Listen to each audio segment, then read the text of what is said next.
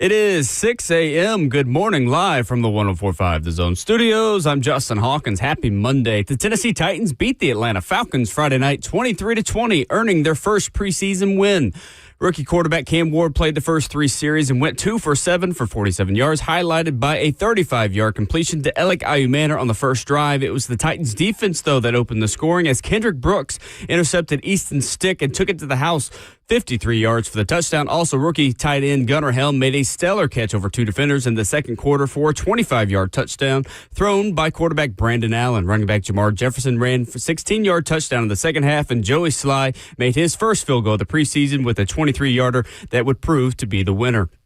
The Titans this morning spawned a practice for today at Ascension St. Thomas Sports Park, where they are this morning. Ramon and Will are there live. The Titans also made a transaction yesterday as they waived defensive tackle Philip Bleedy. Nashville Soccer Club fell to NYCFC yesterday 2-1 in New York and included an almost 90-minute rain delay. Nashville has now dropped 3 straight in MLS play, and Jacob Schaffelberg had the lone goal for Nashville. And in NFL news yesterday, the Houston Texans traded wide receiver John Mechie III and a 2026 sixth-round pick to the Philadelphia Eagles in exchange for tight end Harrison Bryant and a 2026 fifth-round pick. For all your foundation repair and waterproofing needs, you got to go to USSTN.com. Breaking news at once on your home for the Titans and Vols. This is 104.5 The Zone.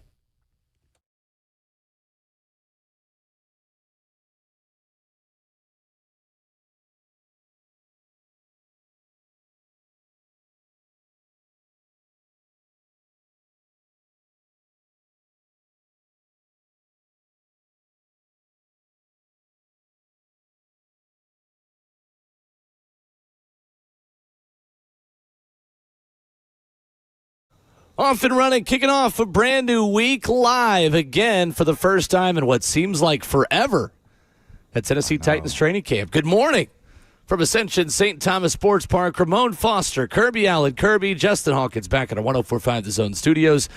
I'm Will Bowling. 2 preseason games down and 1 to go. We react to Titans and Falcons this morning. Emery Hunt of CBS Sports joins us at 8:20, and with 12 days to go until Tennessee football, the Vols have a QB1 for the first time since the day before the orange and white game. 615-737-1045 is our number. We stream it live for you on 104.5 The Zone TV, Facebook Live, YouTube, Twitter, or Twitch. Ramon Foster, good morning. Good morning, Will. We're good, man. Thought I was going to be late this morning. Got out a little later than usual. But I made it, Curb. I made it, Will. Well, not say how I did, but I'm here, man, and it's good to be back home. I'll say this. I got home from this past weekend, and I told my wife, and Will, you're dealing with it too. Heck, Curb, you deal with all this type of stuff too. Kirby Allen Kirby is here this morning. Curly, yeah, that could be a good nickname. But I said to her, I don't see how Kirk Herbstreit does it. And she was like, or Holly Rose. Like, it's been a back and forth, double dutying here. Like, you got to really want that. And all I say to Kirk Herbstreit is, one, I respect the heck out of you. Yeah. I want to say that first. And he's also flying private. Okay, I just wanted that's a little bit different with his dogs. But is he doing all of that also? I guess my question would be to retire early. Or is that a lifetime job with what he's got going on right now? It's a dream job. You just keep doing it until they stop hiring you to do it. It ain't work if you really enjoy it, right? And I really enjoy it too. But I was just like, whew, rest will catch up to you. But as my mom would say, okay, at least you're not out here digging ditches. That's right. So I'll forever say that, man. So first world problems, Will. But how was your trip, man? You drove. Good. We did. We got back early Saturday morning. We saw a good football game on Friday night. Had a good little brief, about, 28 hours in Atlanta. Yeah. Came on back, and it was fun. Yeah, good. Last road trip until the big one. I know. Going to Denver for week 1. That's big time, man. Well, look at that in your first road trip, and I'll actually be on the road at the place that you just left in Atlanta, man. Mm-hmm. Did a good bit of research this past weekend on Syracuse. Now is about the time. They're also in a quarterback battle, too, up there. Yeah. I didn't see any news about them breaking a starter, but first thing first is always going to be the Titans as they come back home this weekend. The 2-1 kind of throws me off a little bit. Either you get 2 home games or 2 away games. The one home game, I don't want to say it robs the fan base a little bit, but what I do know is a lot of people don't go to the regular season games, or quite honestly, it can be kind of expensive to go to the regular season games. And a lot of people take advantage of going to these preseason games and seeing the guys up close and up front. So we'll see what this weekend looks like as Minnesota come to town, Will. 615-737-1045, Titans 23, Falcons 20 on Friday night. Cam Ward did not light up the stat sheet by any measure of the imagination, but there were some good moments. There were some good throws. Ramon, how do you evaluate game 2 for Cam, which saw him play 3 series instead of 2? That's going to be his season. That's what I was thinking as I was watching it. I actually watched it. Well, it's not bragging camp. We all got a job to do here. But I watched it for a second time, and it was the same thing that, the first time watching it live was this is going to be some ebb and flow. This is where the other side of the ball support him, or guys got to step up. Games expecting him to be Superman every single week just isn't realistic. I think there is high expectation for him, and I know he knows that too, and his team has that. But there is still a crawl process that he's in, into processing and understanding how the game flow is going to go. I don't think that game was a bad start for Cam. I don't think it was a bad showing for him. It was, to me, just another test in watching the stuff that he did. What didn't happen is, guys catching footballs or the flow of the offense. Penalties finally showed up. JC, so penalties showed up for everybody. It did, man. But I was just looking at it, Will. This is the ebb of what we saw last week, of it being very flowing for him. So I thought it was the appropriate step, and he probably got more out of this tape than he did out of last week's tape against, who was it, Tampa.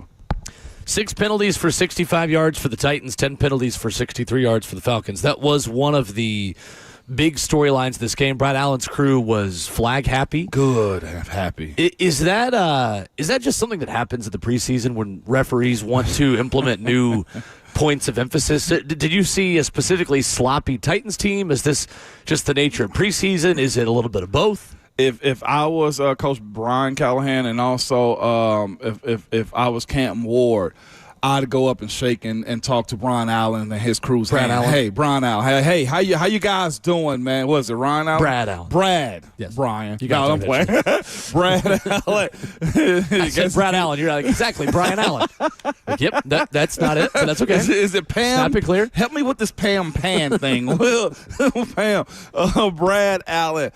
Some crews are just like that. You also, I guess that would be a great teaching moment for Cam Ward too. Know who your crew is. Offensive line up front. Hey, it's going to be a grabby type of week. And coaches have the intel to know these types of stats and stuff that come along. We've talked to Coach Mack about this in years past about, hey, this crew has called this many holding penalties. Hey, this crew is going to watch if you're up on the line of scrimmage or not.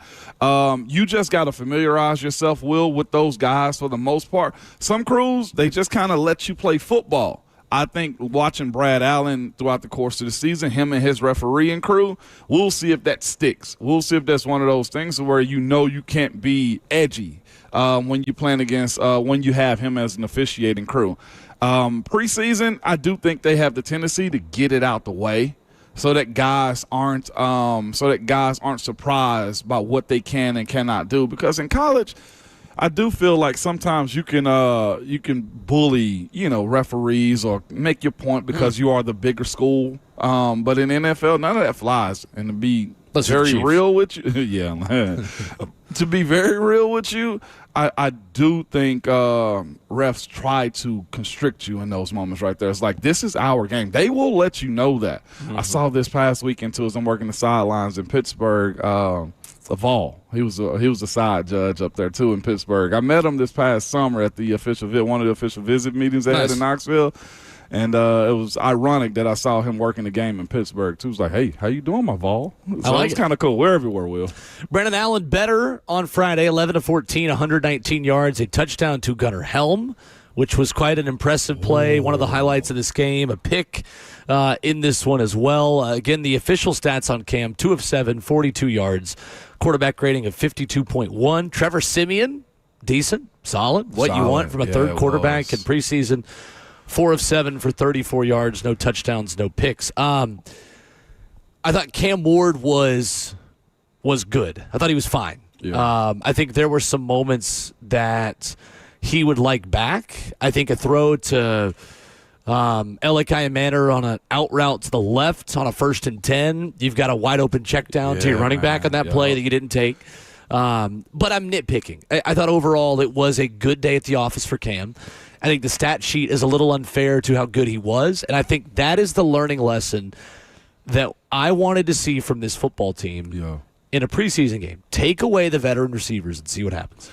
Let Calvin Ridley sit on the bench. He had a good week of joint practices. Let Tyler Lockett rest and be ready for the regular season. Too, did we? We talked about it Friday. It's exactly what happened. And we saw a little bit of lack of communication and lack of chemistry. Chimere DK sits right at the sticks on a 3rd down and 13. Cam Ward just misses him low and away, trying to lead him away from the middle linebacker in a cover 3 look, or a cover 6 is what it was on that play. And you got 2 linebackers right there. DK sits right between them. But again, Cam was trying to lead the throw away from those 2 linebackers and put it in the middle of those 2 linebackers. DK was just trying to get around one and just sit at the sticks as quickly as he could. So a little bit of miscommunication there. You have the screen pass that ends up being kind of a lateral that goes backwards. That on the 9 technique, the defensive lineman gets upfield so quickly that you've got to throw it behind the receiver. Like teams are going to try to do that with him in those 3rd down moments, Will. Most definitely, man. I ain't mean to cut you off. No, you're definitely. You see that, though. You have that moment of like, all right, I've got to work back to the ball a little bit. And you have drop gate with Van Jefferson that we will talk about a little bit this morning. Was it a drop? Was it a throw that was led too far? There were certainly thoughts on both sides of that for the Titans over the weekend. But I thought you're right. I think this is a glimpse into how this team can get good quarterback play, but it doesn't necessarily translate immediately. Right. Because of some of the growing pains, this team is just going to have at receiver. It brings up a question, Mo, that I think we're going to ask today and going to have to ask throughout the season. Is it worth going to unproven players who might be worse right now, who you know are going to be around for Cam Ward's rookie contract? That is the question with this football team right now. In situations like corner, do you go with Darrell Baker right away, or Marcus Harris is starting to flash a little bit? Do you put up with some of the bigger mistakes that come with playing a rookie because he's worthy of getting more opportunities? You think he's really good? Is Chimere DK and Elikai Manor going to get more reps than Tyler Lockett and Van Jefferson? Not because they're better right now, but because they might be by week 17. And the only way you're going to get better is by playing. That's the question this team has in a lot of different spots, and it's what makes it a really interesting dynamic in a lot of those position groups between veterans and rookies moving forward into the regular season. And we'll definitely, I can't wait to discuss all that with you, but also this part of it too, man. Think about it, everything that you said from this game this past weekend against the Atlanta Falcons. Like, think about how pure that film session has to be. If you are right-minded, if you're in the right space to understand I haven't arrived yet, you mentioned like the check down that Cam could have gone to. Look, Cam, every meal isn't a feast for you. Take what's given to you. You don't have to be a superhero every single time the ball leaves your hand. Think about the lessons that can help him from right now in preseason throughout the duration of the season, man. That, to me, is why I thought this film for him is probably going to be one of the best ones. And not just that, to your point. You saw guys step up. Elikai Manor, I can't wait till we have that conversation. That one, to me, is showing a lot. I've seen our teammate here, Buck Rising, tease about our guy, tight end. What is his name? No. Gunnar Helm. I've seen Buck tease this and throw that out there. Tight end one. I've seen him put TE1 next to it, and I'm just like, not yet, but I can see it. 615-737-1045. What stood out to you from Titans and Falcons Friday night? Your phone calls and our thoughts next.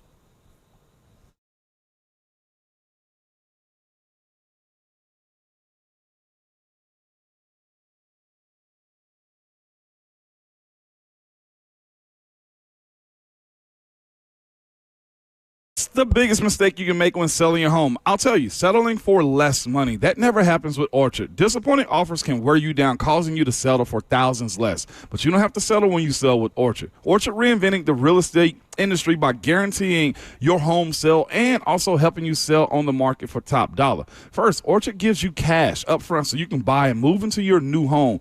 Then it's on your timeline, no waiting, no showings, no double moves. Then, once you're settled in with Orchard, an Orchard agent helps you sell your home on the market for top dollar. Here's what one Orchard customer had to say. I never could have sold without Orchard. I made way more than I expected, and it couldn't have been any easier.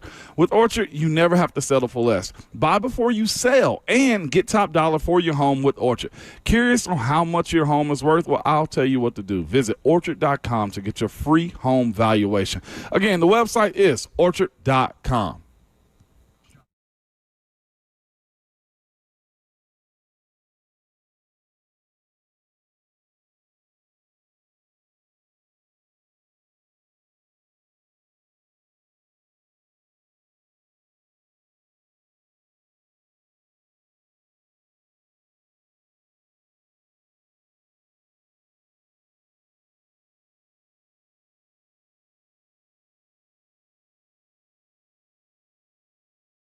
It's Ramon Foster here, and I was done, man, with mosquitoes ruining my backyard fun. And guess what? I found a solution. Let me tell you about Mosquito Max from All American Pest Control. All American's Mosquito Max is a one-stop proven solution for both mosquitoes and year-round pest prevention. Save money and say goodbye to itchy bites. All American's Mosquito Max includes, listen to me, a monthly mosquito misting, spider webs removal, perimeter pest control around your home. So make the change and finally enjoy your backyard. Don't let mosquitoes ruin your summer. Go to yuckbugs.com. Again, the website is yuckbugs.com, and make the switch to All American Pest Control today.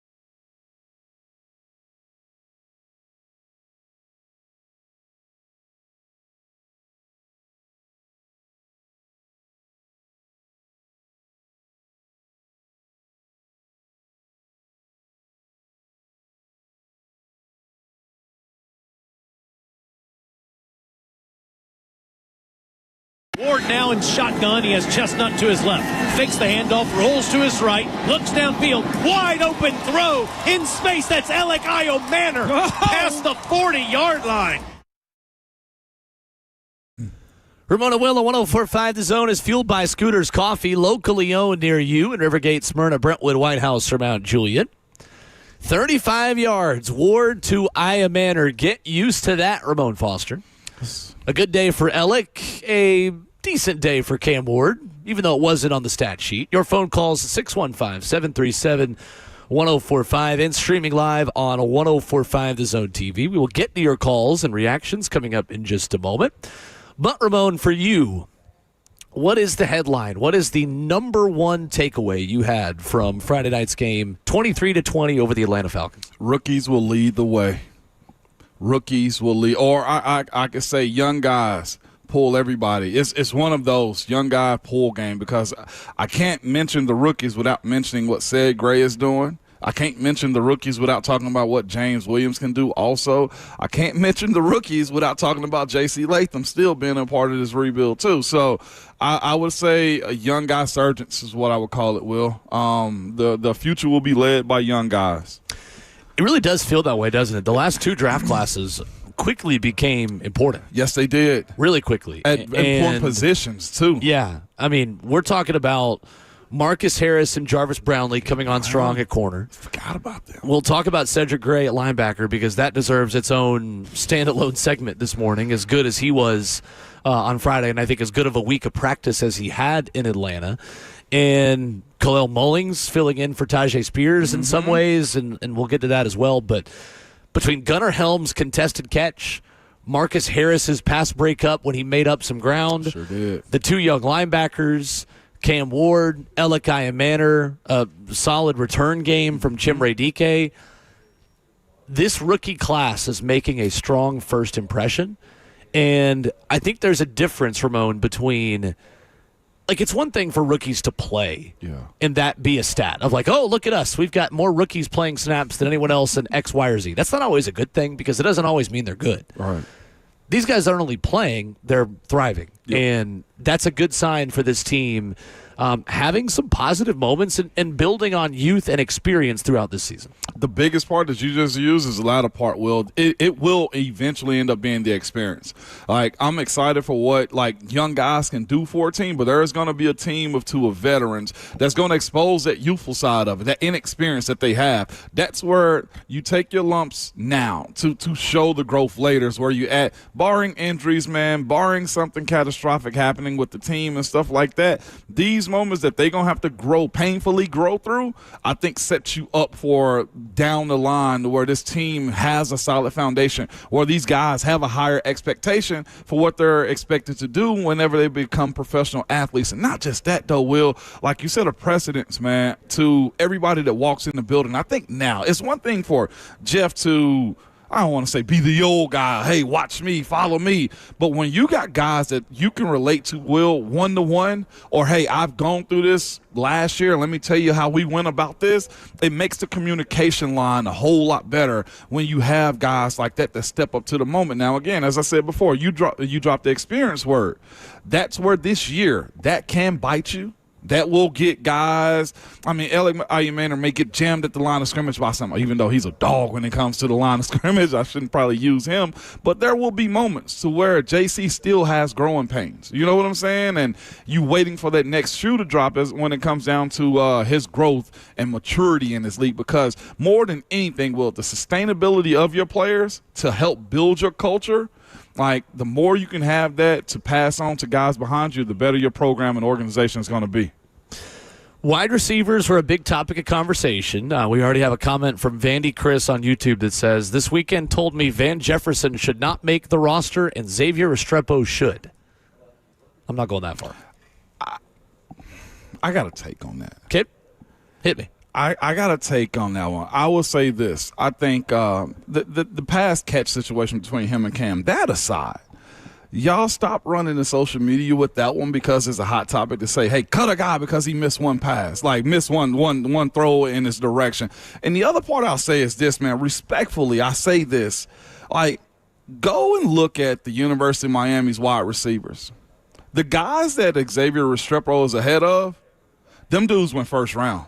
Them dudes went second round. There's a different level of pedigree that they have over Xavier Restrepo, and I think we're clamoring on the fact that he's the number one wide receiver by almost default because he stayed the longest. Because Cam found a guy that he can get the ball to and he can trust. There is a different level of athleticism that he doesn't possess that Andre Johnson does. You know what I'm saying? Michael Irvin does. Like, there is a long list of wide receivers that you take 10 times out of 10 over Xavier Restrepo, and this ain't no diss to him is what I'm telling y'all. But if you are hoping and wishing that he makes the roster over somebody that I feel like is more athletic than him at Van Jefferson is over him, we got to stop that is what I'm telling you. Like, I'm an undrafted myself. I wasn't the greatest athlete when it comes down to my 40 time. We can look that up, okay? But what I'm telling you is this. My position is different than what his is. He's will to be a premier, best-in-the-world athlete. And when we're talking about this year versus even what next year is going to present to you, I feel like they are going to go get another high-caliber wide receiver. And are you clamoring for Xavier Restrepo to make this team if they go get a first-rounder? He steadily moves down the pecking order. Again, I love this topic, but the pass-catch situation of cutting Van Jefferson versus giving Xavier Restrepo more, I don't think Xavier Restrepo even get to that spot on the field. For me, did the Van Jefferson stuff over the weekend maybe suggest that Elikiah Manners should be at least on the same level as him starting-wise? I think that part, yes. Does it mean Van Jefferson needs to be cut for one pass hitting his fingertips he didn't catch? Absolutely not. No. I strongly disagree with Buck Rising's take on this on Twitter over the weekend. I think there is a level of familiarity and a level of versatility that Van Jefferson gives you that can't just be cut from the team because he didn't catch one football. To me, Ramon, it comes down to this. You got to be in position to catch it. Yeah. Yeah, you And do. I know it doesn't help Cam Ward on Friday night that Van Jefferson on a deep crosser doesn't catch a football that was thrown to him, but he was there to make the play. Yeah, no doubt. That is more than we can say at times for the rookie wide receivers. Mm-hmm. And granted, do I want Van Jefferson to be a starter on this team by November? I think in a perfect world, your rookies have taken over, not through any slight to Van, but through confidence and poise and experience for your rookies that they start to come on strong and have an on-ramp to being starters by the end of the season. Right. So this isn't even really a Van thing as much as it is like you've got younger, higher ceiling, longer-term pieces of this roster that you hope are taking over that job long-term.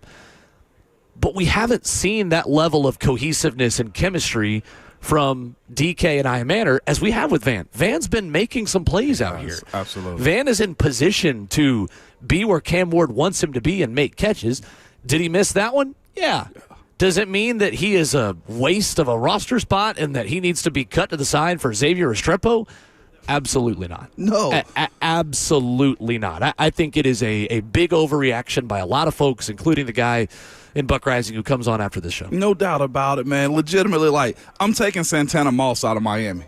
I'm taking Reggie Wayne out of Miami. I'm taking Michael Irvin out of Miami, Will, is what I'm getting at. And I understand what comes behind that. But a guy who doesn't play to the second or third quarter in a football game, I'm going to take Van Jefferson. And I understand mistakes come at a premium for this team because this team doesn't have a whole lot of depth. This team doesn't have a whole lot of playmakers on it.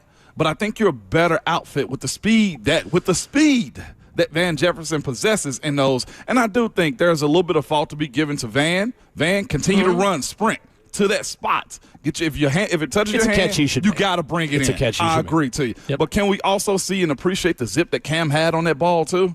Like, I thought that was phenomenal. Now they understand what both of those guys need to be doing in that situation right there. I absolutely, again, I love what the film will show both of those guys. Van, by the way, who was on a punt team in the fourth quarter as a tackler, as a gunner. Listen. Like, that is the thing about this. And when you look at a performance where you had 3 special teams penalties, that is also due to some youth and inexperience.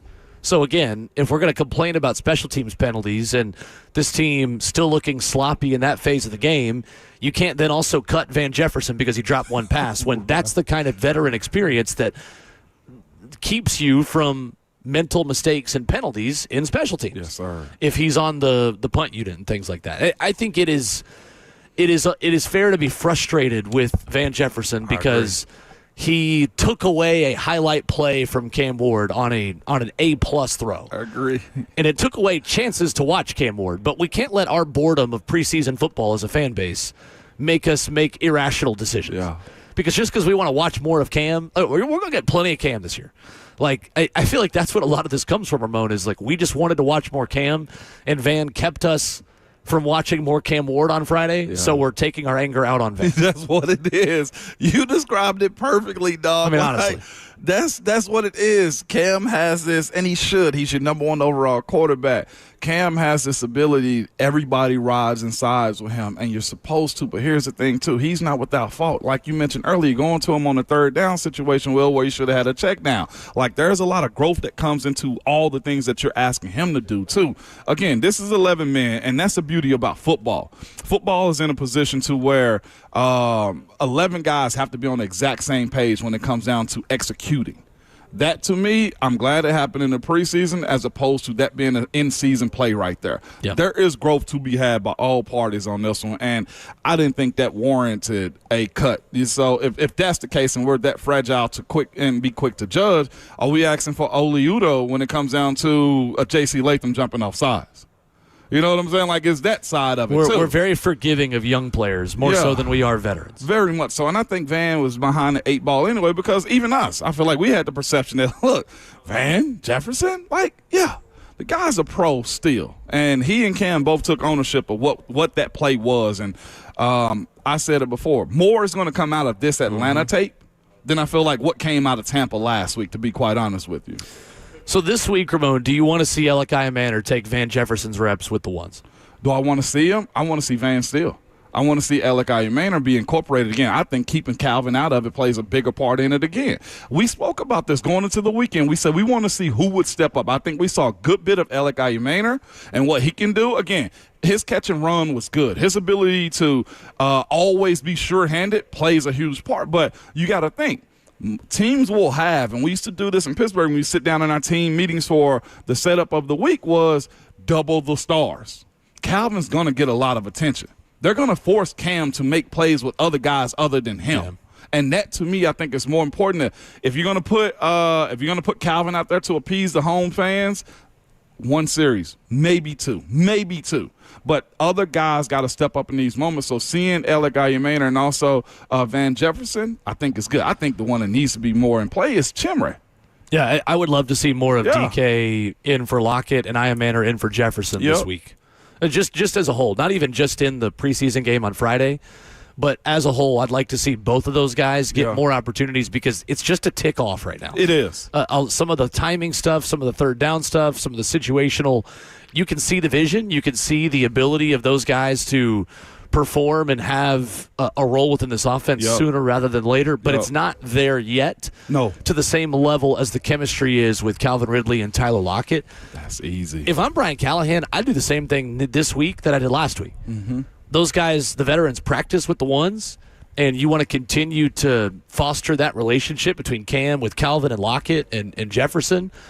But when the lights turn on at Nissan Stadium on Friday night, the veterans are sitting, and let's see Cam start to work a little bit with the young guys. No doubt about it. And knock on wood as I say this, but the bigs up front protected him the way he needed to. They're giving him time to throw, where you feel like you can risk more putting him out there in preseason. And they're getting comfortable with that too, man. And also I got to give it up to Cam too. He's standing in the pocket, and his throwing motion is as if guys are right there pressuring him in his face. And that, to me, I think was one of the biggest things that he needed to work on coming from the college game from Miami is he going to get skitsy up the middle whenever guys are in his face? And he hasn't, and I like that, man. It's one thing that shows up on film with Cam is he will either bail out of the pocket too soon, like he did on the first drive against Tampa. Yeah. Not this week. Yeah. Or he won't step into the throw and, as I think it was Dan Orlovsky says, have arm arrogance. Yeah.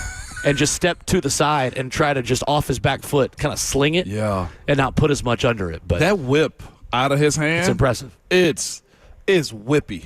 It's impressive. It's very whippy, man. Let's go to the phone, 615-737-1045. Titans GPT starts us off this morning. What's up, Titans GPT? Hey, how you guys doing this morning? Good. Good morning. Oh, good morning. I just wanted to make an analogy between golfers and kickers. And the thing is, you take a golfer like Rory McIlroy. He's not that big a guy, but he drives the fire out of the ball. And I say all that to say this. The guys that drive the ball, they hit it on the sweet spot. And it's the same thing with a kicker. And when I grew up, I played elementary school back in the 60s, and they taught us to punt the ball with the ball facing upwards. Well, if you notice nowadays, they always punt it with the ball facing downwards. And it's the same thing with a kicker or kickoff or whatever. It's the sweet spot. That's the whole key. And I'll hang up and let you guys respond to that. Thank you, Titans No GPT. doubt. Appreciate it.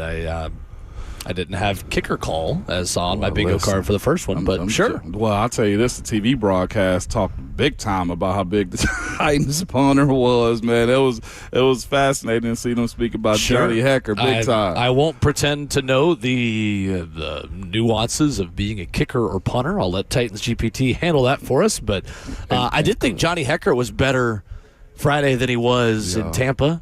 You could tell there was some frustration for him in Tampa, and he's a veteran. He's getting warmed up for the season. Johnny Hecker, 6 punts for 286, 47.7 average, 43 net. It was just the 3 penalties that kind of took away from some of that performance for Johnny Hecker and the Titan special teams unit on Friday. Yeah, it was, man. And again, a lot of this is also seeing guys get work. Who are going to be your gunners? Who are going to be your guys to be able to get down and make those short tackles from time to time? This past weekend, I did see a situation that made me curious about the Titans. Also, they had their starting long snapper go out, and Morgan's 16 years in this thing. I wonder who is the fallback plan in game if that does have to happen. I'll ask Morgan on the sideline this week. Yeah, please do, because the Steelers had to go with a defensive lineman. Long snapping, the duration of the game. I wonder who is that guy, because there's only one of the specialists on the roster. Come for Cam Ward talk. Stay for the long snapper radio before 7 a.m. this morning. Love that Titan GPT. Let's go to Micah up next. Hey, Micah. Morning, Micah. Hey guys, thanks for taking my call. I think the biggest thing to see, it wasn't even in the game. I think it was Cam Ward in the press conference. Talking about that Van Jefferson drop and sort of taking the blame, even though it was kind of right on the money there. But I think it was good to see him taking more of the blame for it, even though it might not have been his fault. I think that's good to see from a rookie quarterback willing to say how they made a mistake, even if they didn't. Thank you, Micah. No doubt. Appreciate the call. We'll talk about that coming up in about 20 minutes, so good timing there. Is it because that one play stopped a continuation? Is that why we're here, too? Because there is a growth and flow feel to what practice, what scrimmages, basically what this past weekend is. I saw it and said the same thing. Got to bring that in. But then you look at the replay of it. You listen to Cam speak about it. You listen to Van speak about it, and it's perspective to it, the way I look at this one. If you go out and find somebody better on the waiver wire that can replace Van Jefferson, I mean, you do it. You do that with almost any player on your roster, though, right? Sure. I mean, if someone becomes available, there's a reason why. Yeah. You're not going to find someone with a major quality above what you already have. But, yeah, it's possible that this team adds a wide receiver that's currently on another team. Sure. Yeah, for sure. And that guy got to come in with high expectations behind it, too. So I'd rather see them develop the young guys they have versus go get another older one. But I'll say Van Jefferson also, who's not even that old. No, he's my he's age. not He's 28, Yeah. I'm pretty sure. But again, Michael's point, Cam stepping up and taking responsibility for that goes a long way. It makes, I'm sure, Van wants to sell out more for him moving forward, because I'm sure social media wasn't nice to Van Jefferson this weekend. Titans did make one roster move yesterday. We will tell you what that is as we wrap up Hour 1, coming up next.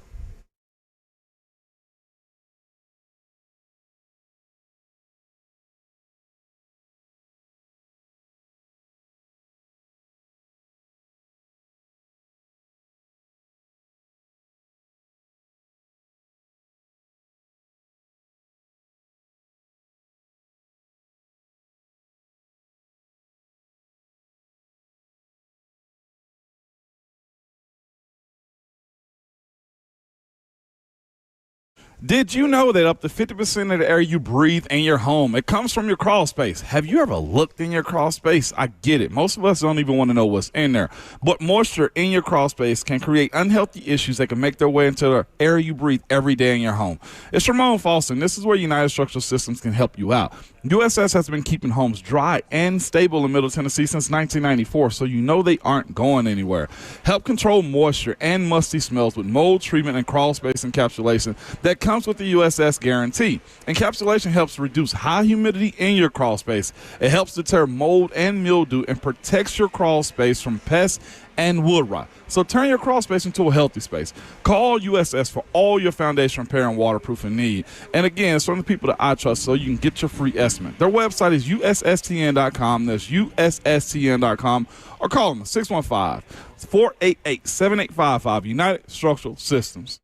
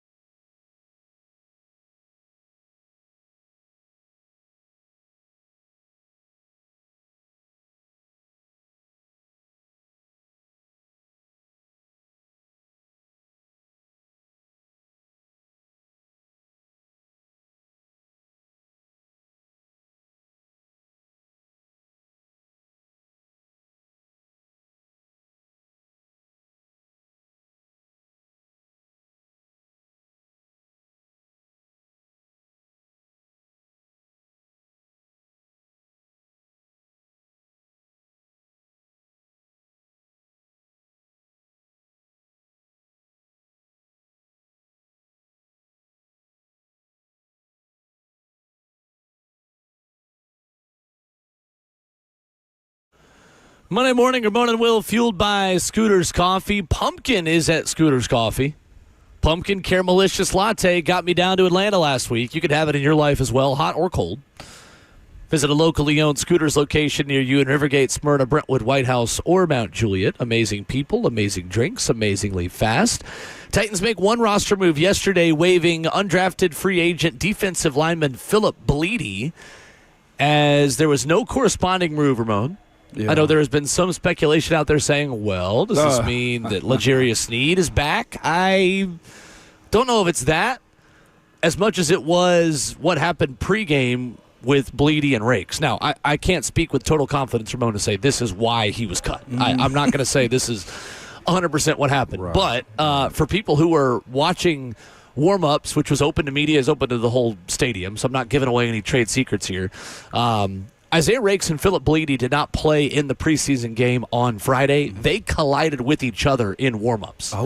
And Rakes had a big tape on his left ankle and was not able to play in the game. Bleedy did not either. I think there was, I know, there was frustration with Bleedy not understanding what they were supposed to be doing in warm-ups.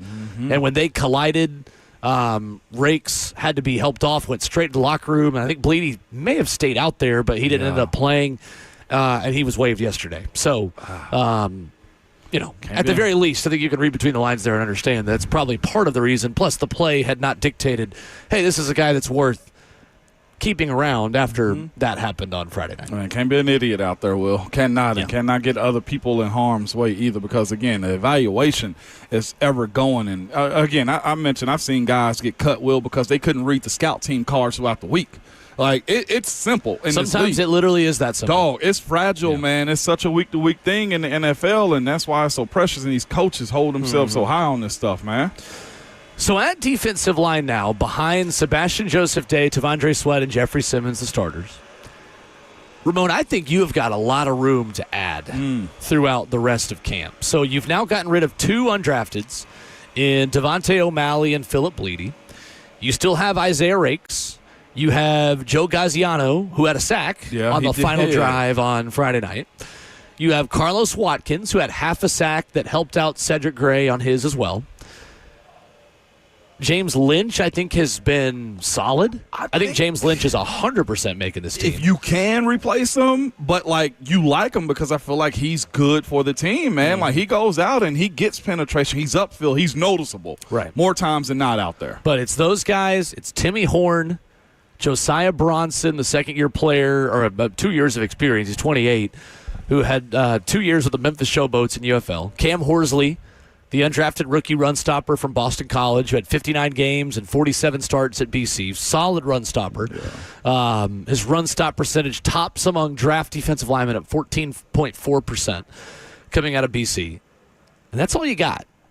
I think that is, Ramon, becoming as big of a question mark, an area for growth as any other spot on this roster. To me, interior defensive line right now behind the starters, I almost have more concern about that than I do corner, as much as I think Marcus Harris is starting to come on and look more comfortable in the secondary. The depth and quality of depth, too, because you mentioned, there's going to be a real adjustment and how Tavondre Sweat gets incorporated back in also. He's had a good bit of time off. What is his conditioning going to be like with the procedure I think that he had this offseason also? Getting his conditioning back up, man, that plays a part. All this tells me is this, Will, they will be at some point fishing on the waiver wire for somebody's defensive line. And I don't think there's anything wrong with that. Again, you got to help build this team up as quickly as you possibly can. And there's got to be guys, Will, that you feel like can come in and help. It's going to end up being a veteran, but it's more for depth than anything. It goes away from what, I know he's not the end-all, be-all for this team, but Jeff said he wanted to be able to pick and choose how he plays. The depth that they have right now, the quality that they have right now, that's not feasible. That's not a part of the equation going into this 25 season right now for him. He's going to have to play a big number unless they go find somebody. I don't know if it's trades. I said we'll see what Philly's got going on. It's not trades. Well, I don't think you're in that market, but somebody's going to go have to get signed on this waiver wire soon. Teams and rebuilds don't give up draft capital. No. And that's my answer on Trey Hendrickson. That's my answer on a bunch of stuff. Like Right. this team is just not going to give up significant draft capital unless they are getting draft capital back. Mm-hmm. Now, could you do something like what the Eagles and Texans did over the weekend and swap two positions of need, where one you have a surplus, the other you have a need, and you get a pick back in return? Yeah, maybe. The Eagles and Texans did that with John Mechie and a tight end going from Philly to Houston because Brevin Jordan's out for the season. But sorry, I almost had to sneeze there. I held it back. It's not about cucumbers. This team's just not going to give up draft capital when they have the number one spot in the waiver order, and they know that with the situation and the stage of a rebuild this franchise is in, they need young, cheap talent. Yeah. And the best way to acquire young, cheap talent is through the NFL draft. It's just that simple. That is the graces that you're getting also with that gap week after next week also. After this week. After cuts happen, the waiver wire is going to be filled, Will. And if you're first up in line, there will be some quality guys that will be replaced by a team's young rookies is what I'm getting at. I know there's a log jam, and only because I saw them this past weekend, there's a log jam in Pittsburgh. It just is. And they got three young guys. Plenty of log jams around the league. It is. They got three young guys I know are going to make that squad as late-round draft picks. So we'll see what happens. Coming up next, Cam Ward took accountability for something that wasn't totally his fault over the weekend. We'll talk about that next.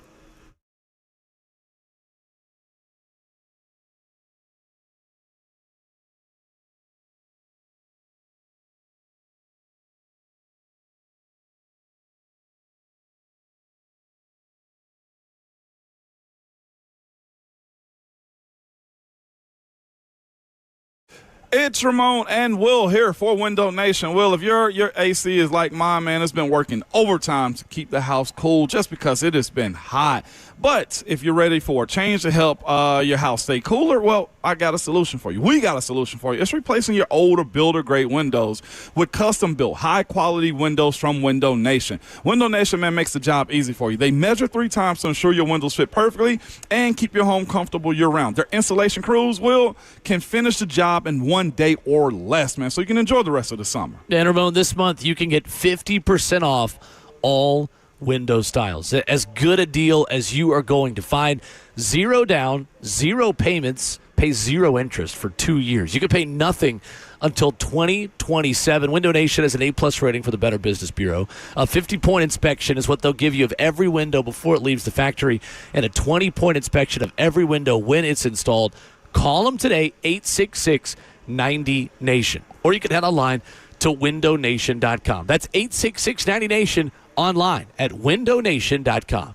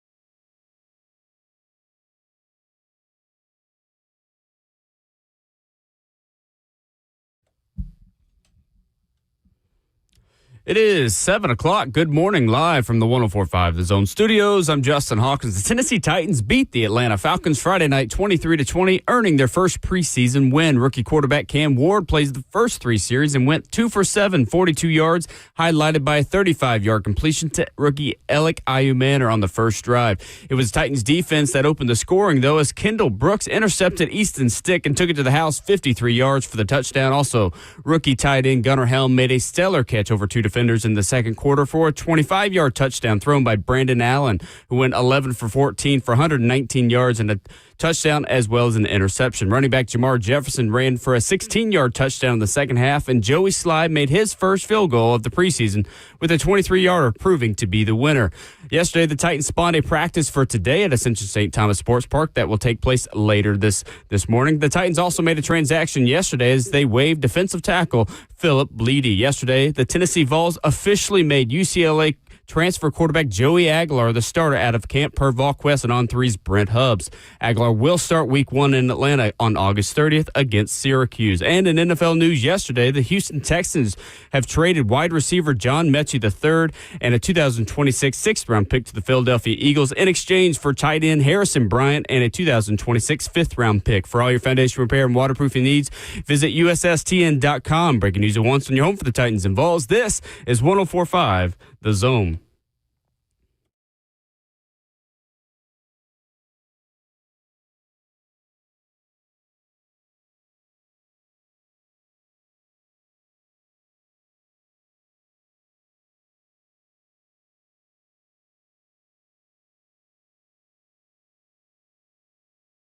Monday morning, Ramon and Will, hour number 2, off and running.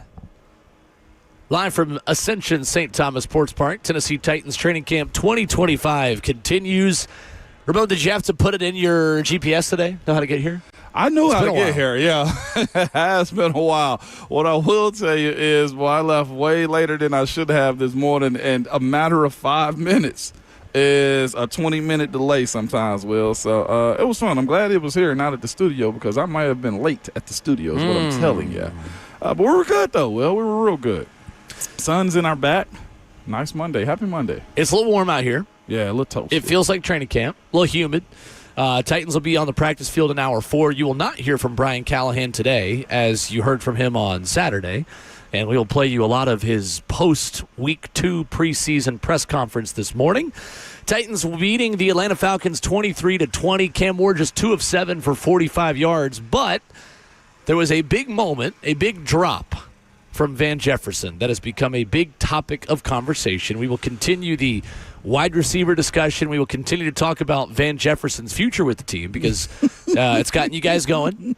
And we waded into the waters, Ramon Foster, on that conversation in hour 1. We will dive into the deep end here in hour number 2. This was Cam Ward, though, taking accountability for a deep crosser drop that hit Van in the hands but wasn't hauled in. Cam said it was his fault. Just, I got you. I really came up to him, see how the ball was. He thought it was a little bit out of front, so I just got to put it on his chest next time.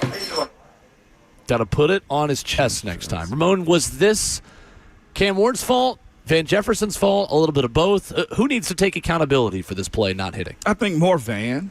But that doesn't mean go cut the guy. If you look at Van running this route, man, he's sifting through the corner, following him, the linebacker over the top, and then there's another corner on the other side. Great, beautiful ball by Cam is what I'm going to tell you. What I didn't like is what I've heard a few commentators this weekend looking at a few games speak about these wide receivers as of late have had the tendency to look back as they're running. I think our guy, Deontay Thornton, that's out in Vegas right now, had a very similar play down the field where he beat a guy, topped him real quick, and he continually looked back at the quarterback as he's running. That naturally slows you down. His ability, I would say this about Van. I'm looking at the play again right now as it's on social media. Of course, you type in Van Jefferson's name, it's Van Jefferson drop. That's a topic line right there, too. But if you're looking at him, he's looking backwards while trying to navigate the defense as he's going through it. I think the entire play, the process of it was beautiful. The drop absolutely ruined what you thought was going to be a nice play for you. But, again, Van looked like he had 1.5 hands on it. I think, again, listen to Orlovsky this past weekend and other guys who were the analysts in these football games, you continue to dig and run instead of looking and running. You know how it is, too, Will. You've played baseball. Yep. You've played football. The moment you look up is the moment that you slow down in those moments. I think it's a bigger teach moment than it ever is a bad moment, if that makes sense for you. What I mean by that is this. Wide receiver Tyke Tolbert's going to tell, hey, Van, instead of looking back at the quarterback the entire time, know where your spot is. This is why you have preseason games. It is. Know where your spot is. And I think Cam, again, what I will say is this. Throwing over the linebacker, putting it in a place where the left side corner couldn't get to it, beautiful. That's why Cam went number 1 overall. Am I cutting the guy, the wide receiver? No. And again, respectfully, I say this. I got to stop saying screw that. What I say about this to Van is this. I think you can also see the difference between the A.J. Brown type, a number 1 overall draft pick at wide receiver type, and then a Van Jefferson type who's trying to redefine his career moving forward. For a guy that's trying to redefine his career moving forward, he's always going to take the blame for a drop like that because he's not afforded that. There isn't grace given to veterans in the NFL when they have moments like that when they're trying to reclaim their careers again. Well, it sounds like, though, that he was telling Cam, no, that's on you. So, like, he wasn't. I mean, to your point, like, veterans are always going to take the blame. They have to. He wasn't. No, he didn't has take to. the blame. I agree with you. I think it is more on Van than Cam. Yeah. I think if Cam puts that ball, as he says, on Van's chest, it's getting intercepted. I'll be honest. Like, that's the thing. He threw Van Jefferson open. Yeah, he did. That's not a bad thing. Mm-mm. That is a positive that you have a rookie quarterback, Ramon, who has such an innate level of throwing with anticipation. Yeah. Van Jefferson's got to catch that. He got to catch it. I don't think it is a stone-cold drop, but for a veteran player who has been around, Yeah. you got to make that catch. You got to make it. That in the NFL, that is a drop. If going into meetings, Van's got to be, my bad, publicly, I got to own that one. I got you next time. And that's the conversation. They're not even talking about this play right now. Mm-hmm. It's, my bad, I got you next time. And that's that on that. But again, Sure. when you view where this team is in this rebuild stage, those type of plays right there help you get over the hump. They help you understand where you are as a squad and who's going to be one of your main playmakers. But again, I say this too. This is a preseason game. We're discussing this if it was a win and loss during the regular season. Right. If it continues to show up, Will, that's what we got to start talking about Alec Ayumena and Chimere DK. I am curious on this comment because I have seen this a couple times. I know Buck Rising said it last night on A to Z Sports Primetime. Jack writes in on YouTube and says he's got to lay out and make the grab. I don't know if there was a layout in him. I don't care about guys laying out in preseason. I just don't. Like, unless you're Xavier Restrepo or you are Matt Landers or you're James Prochet, really, like, or, I mean, maybe rookies. Like, I'm more like Van Jefferson at his point in his career, I don't need him diving for balls in preseason. No. It's not that deep. It's really not. Like, I honestly, that's what I'd be curious to know is there an extra effort he would have given that play in a regular season game where you are more willing to sacrifice your body to make a play? Like, to me, Ramon, it's a bigger priority for this team to get out of preseason healthy than it is to dive for a football and make a diving catch in the middle of August against the Atlanta Falcons. Am I fair in saying that? Yes, man. Very fair. Well, looking at this play, he hesitated behind the middle of the linebacker, and then he spulls up again. Whenever this linebacker dropped back right here, Will, if you look at the play, the left linebacker, number 40 or 48, whoever, he hesitates right there, and then he speeds up again. Meaning Van hesitates, not the linebacker. Van hesitated right there behind 48, probably not thinking he was going to get the football. I legitimately look at this and say, this is a great teach moment, not a cut moment for a guy like him, man. And the way he was running, I don't think he had the step to lay out. I think when guys lay out, well, they have a little bit more behind them. I think his quick slowdown didn't have available for the motion of him being able to lay out for the football right there. Right. You keeping them or you cutting them? I don't have all the information. I mean, I need to see another week of practice, another week of preseason. Right now, I think Van Jefferson is on this football team. Yeah. Now, we've been consistent through when he was signed that I never thought he was a lock to make the team. That's true. But that also doesn't mean I'm cutting him today. I think he's done enough in training camp and in preseason games to show that he matters to Cam Ward. Yeah. Like he's been open. He's created separation. That's more than I can say for some of the younger receivers so far. I mean, I think today he is one of the Titans' best 3 receivers. I agree.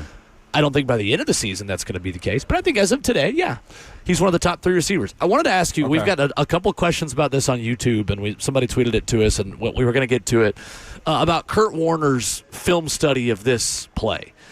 And part of the issue was Chimere Dike's route in the opposite slot. So Chimere Dike running a skinny post goes around the left middle linebacker and does not bring that linebacker with him out of the play. That's a part of it. That's concept. Because of that, there are 2 linebackers there sitting on that throw for Cam, meaning Cam has to wait longer to throw it, and he has got a tighter window to fit the ball into. Now, granted, he fit the ball into that window, and he layered the throw beautifully over that left linebacker in a cover 6 coverage, but if Chim Dike takes that route more inside or even just runs kind of a stop route to 10 yards to occupy that middle linebacker, it allows Van to get over the top and run into space where there's no one else but the backside corner who's on that side of the field in cover 3 or actually in man. Van got separation against that guy. The left linebacker's already kind of taken out of the play as well. It's the third guy that really makes this a challenging throw. What's your thought on that? Do you feel like that would have made a difference and made this play easier to complete? I'm looking at it anyway. It looked like the linebackers were in zone. Like the linebackers, it's cover I don't 6. think, you couldn't have pulled anybody out of the zones they were in. I think it was risky on Cam to to throw that ball considering what he had, but he trusts himself. This is why you draft a guy like him in these moments to make these type of throws and catch. I mean, these type of throws for guys that should catch the football or that have the ability to catch the football. It's zone. Safety over the top, running with Chimere. I mean, who is it? Chimere right there. And you also got a corner to the left side of it, too. It's not many actions. It would have been a phenomenal play. Yes, right so there. You've got Chimere Dike who runs around to the right of that linebacker, meaning that linebacker can sit where he was. Yes. If Dike comes inside and brings that linebacker down, then Cam's got more room to throw to Van Jefferson. Zone. So to that point, just because Van Jefferson dropped a football does not mean that there are little details by the rookies that aren't being executed as well. It was just a more obvious mistake by Van Jefferson than that. Like, Chimere Dike running that route the way that he did made it harder on Cam and harder on Van to complete the pass, but that's not as obvious of a mistake to the naked eye. No, it's not. But it's still a mistake. It's still a mistake. And you also see, again, Van slightly slows down as if the number 40, the linebacker, shouldn't have been in that zone. Tell you what, I mean, maybe it's Van being surprised how clean the pocket was. Yeah. Because I'm serious, Cam had plenty of time to throw that football and had a lot of time to sit and wait for Van to get open. Yeah. Anyway, I don't think it is a cuttable offense. However, I do think it is a sign that maybe it is time for these rookies to step up, become more comfortable with Cam Ward, and start to push Van Jefferson and even the other guys, even Tyler Lockett. Anybody not named Calvin Ridley is battling for playing time at wide receiver right now. It is. That's what it does. That's the biggest take. Now there's Opens an the open opportunity for Chimere and Alec Ayumaner and for the ones that want Xavier Restrepo to get these type of plays. Is Restrepo running this route? Coming up, we will dive into exactly what? I was just because I'm laughing because it's such a non-issue on the who to keep and what not to keep. This team needs speed.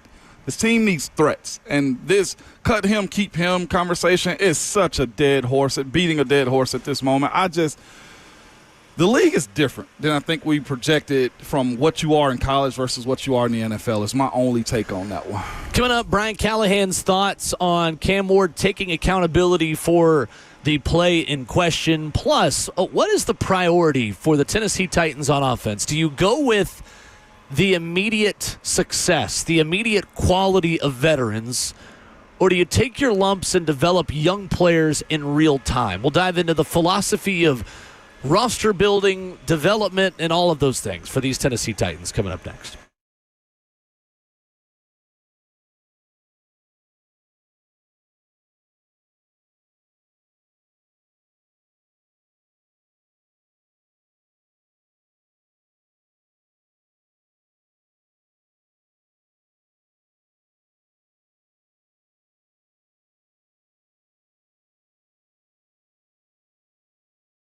Guys, you already know Synergex and Low T Center have been changing lives of men across the country for over decades. Testosterone replacement therapy has helped men get their energy back, regain confidence, save marriages, and help overcome symptoms associated with depression. It's truly life-changing. But did you know that women with hormonal imbalances experience many of the same symptoms of men with low testosterone? And guys, you know how frustrating it can be. But for the first time ever, Low T Center is now offering hormone replacement therapy for women. Low T doesn't just affect guys. In fact, testosterone can benefit women as well. Other treatment options are available to help women balance their hormones and bring back balance to their life. With in-center and at-home treatment options available for women, find out which one is right when you speak to one of their providers about injections, topical creams, and pellets. Ladies can come into any center, get a test. That includes a full hormone panel, further analysis to treat whole patient, looking for lab results and how to feel. Also, to create a personalized hormone therapy for you. Again, this is one of the best things you can do for yourself. I'm always about the health and balancing of what you don't see. So to book an appointment, head over to fixmylowt.com. Again, the website is fixmylowt.com, and you'll be glad you did.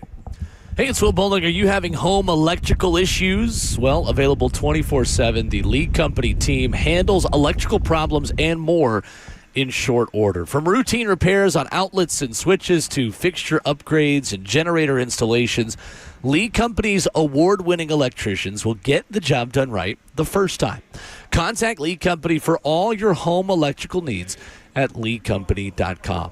That's leecompany.com to schedule with an experienced electrician, no matter what's on that to-do list around the house. Lee Company can take care of it for you. They've got over 80 years of experience serving Middle Tennessee. Trusted since 1944. Put the best players on your team today by going online to leecompany.com. Or you can call them, 615-567-1000. That's Lee Company, all you need.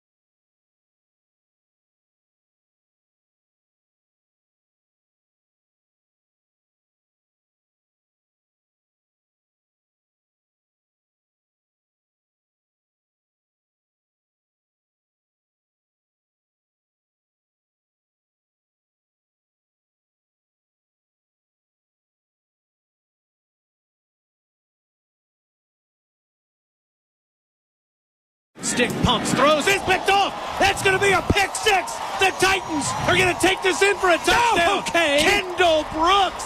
That's a Titans touchdown. 53 yards.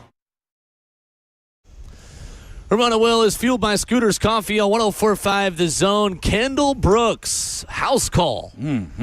Got the party started 6-0 at the time. Titans beating the Falcons 23-20. Last Friday night in Atlanta. Feels like an eternity ago. Does. These Friday night games we have to react to. We'll do the same again next week, of course. With Friday night, the One Nissan Stadium preseason game against the Minnesota Vikings. I got the chance to catch up with Kendall Brooks post-game for Titans Radio, and he was all smiles. There's nothing in the world that could have talked down Kendall Brooks on Friday night. That man made a play, man, for his future. Will, it's nothing better knowing that you put some good stuff on tape and the rest of the league is going to see it, or the coaches that you're being directly evaluated by have to start talking to you about your play. Those things aren't easy to come by. Yep. Absolutely not. At Ramon and Will on Twitter, at Ramon Foster. I'm at Will_Bowling, live from Titans training camp today. So we've talked a lot about Van Jefferson. We've talked a lot about Cam Ward, the Titans wide receiver room, and the growing pains that come with passing game progress. Cam Ward took accountability for a deep ball to Van Jefferson that ultimately hit him in the hands and was not caught. Van Jefferson told Cam that that ball was a little bit out in front. Cam said, all right, that's my bad.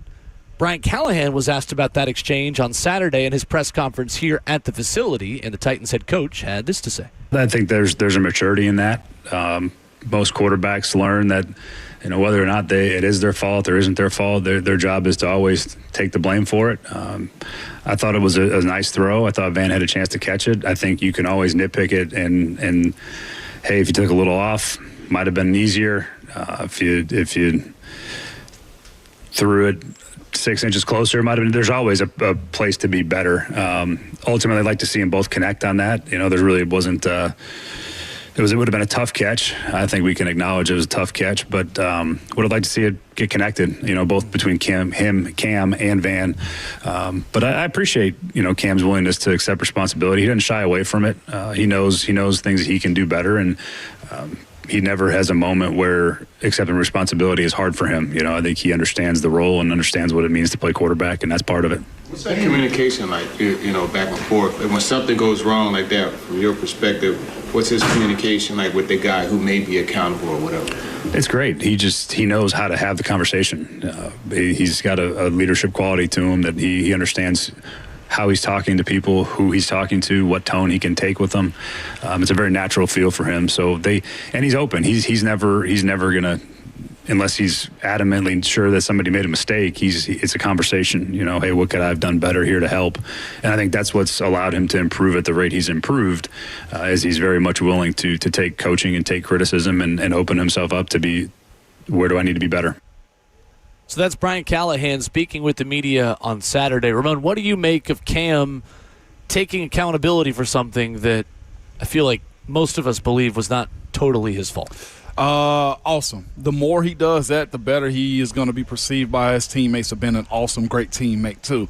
Also, it is hearing Coach Callahan give that answer and the conversation of Van to Cam Ward also is this part for me, Will, just the culture of a team. You believe in guys having to pay their dues, right?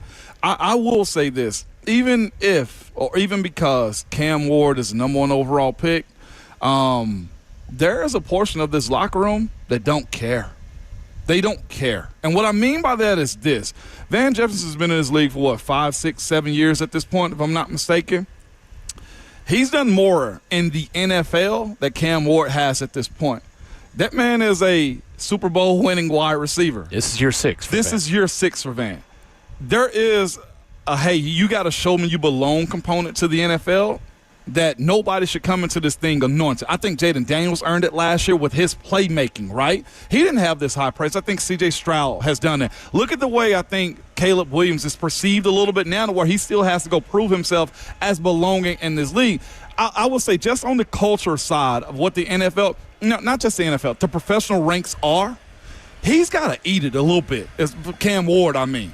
I think it's fair for – it ain't hazing what Van Jefferson did. Well, it ain't my fault. But I do think there is a part of the game that's not spoken about to where young guys just got to own the mistakes, take what's coming your way, and you know what? At some point in time, I will not be this guy. And hearing Coach say that, too, at some point, Cam will have to end up being the guy that leads those guys that can go directly to somebody's face and point to them. It's like, hey, I'm not a young dude anymore. You can't just blame me. But right now, I think it's okay for Van to say, yeah, that's on him. He got to give me the ball in a better spot. Like Coach Callahan said, you love to see the connection be had. But what I know is this. A rookie will is never right. You got to be humble. You got to be in a position to where, you know what, me, until it's not okay to just blame me anymore. Hey, I agree with you. You get what I'm saying on that one? Within the context of the locker room. Absolutely. The rookie is not always right. He's not always. Is rarely right. Never right. Usually, right? So, like, that's also part of Cam being a great teammate and also just being a great leader, too, is, yep, that's on me. What is usually the head coach's job? You never get any credit for the wins, but you take all the blame in the losses. Yeah, sure, right. He's in the exact same position that Coach Brian Callahan is. The good moments, we're going to tell you, hey, man, that was awesome. But when it comes down to, like, him in this role that he's playing right now, the better he positions himself to take blame and ownership of the bad, when he becomes good or he knows that he's more right than wrong, then we'll believe you more in those moments. And, again, Van could have called it, should have called it. We all know that. Right. But Cam's got – the best leaders are what? The ones that lead with the crowd. And take accountability. Yeah. I don't think it was a perfect throw. I think it was certainly good enough to be completed. I think as a whole, though, it is a reminder that this is a work in progress. Yeah. That sounds simple. Yes. I think sometimes with as fun as Cam is and as exciting of a prospect as he is, he still does not have the weapons for this team to be the level of explosiveness as an offense as I think they would like to be. No.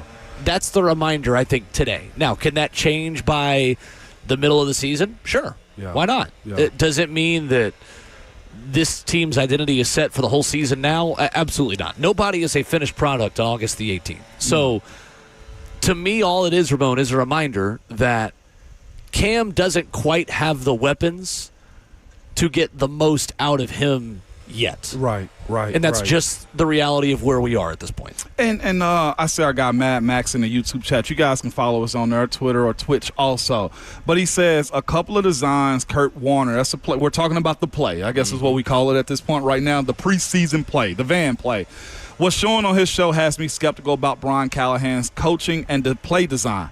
I don't agree with that. Okay. Your summary of that, Mad Max, I don't think is all the way correct. And my reading of Kurt Warner's back and forth with people on Twitter was this. I think he's saying, who was it, Chimere DK, didn't hit his zone the way you needed him to. I think the concept of the play was there. There's execution on players outside of that play. What he was saying, in my opinion, the way I think we saw Van Jefferson slow down, Chimere did not affect the linebacker good enough to get him to drop down to open up a better passing lane for Cam and Van Jefferson. That's the way I see it explained right there. There's more than just Cam and Van on that play. There is, as he called, the influence routes that I don't think Chimere DK pulled the linebacker down good enough. The linebacker continued to drop in coverage instead of bites on Chimere running an influence post is what he called on that play. And that's exactly how I see it. There's more context to be given on the breakdown of this play. We don't have the scheme of it. We don't have the breakdown of the plays or in those meeting rooms. I see it differently. I think the concept is awesome.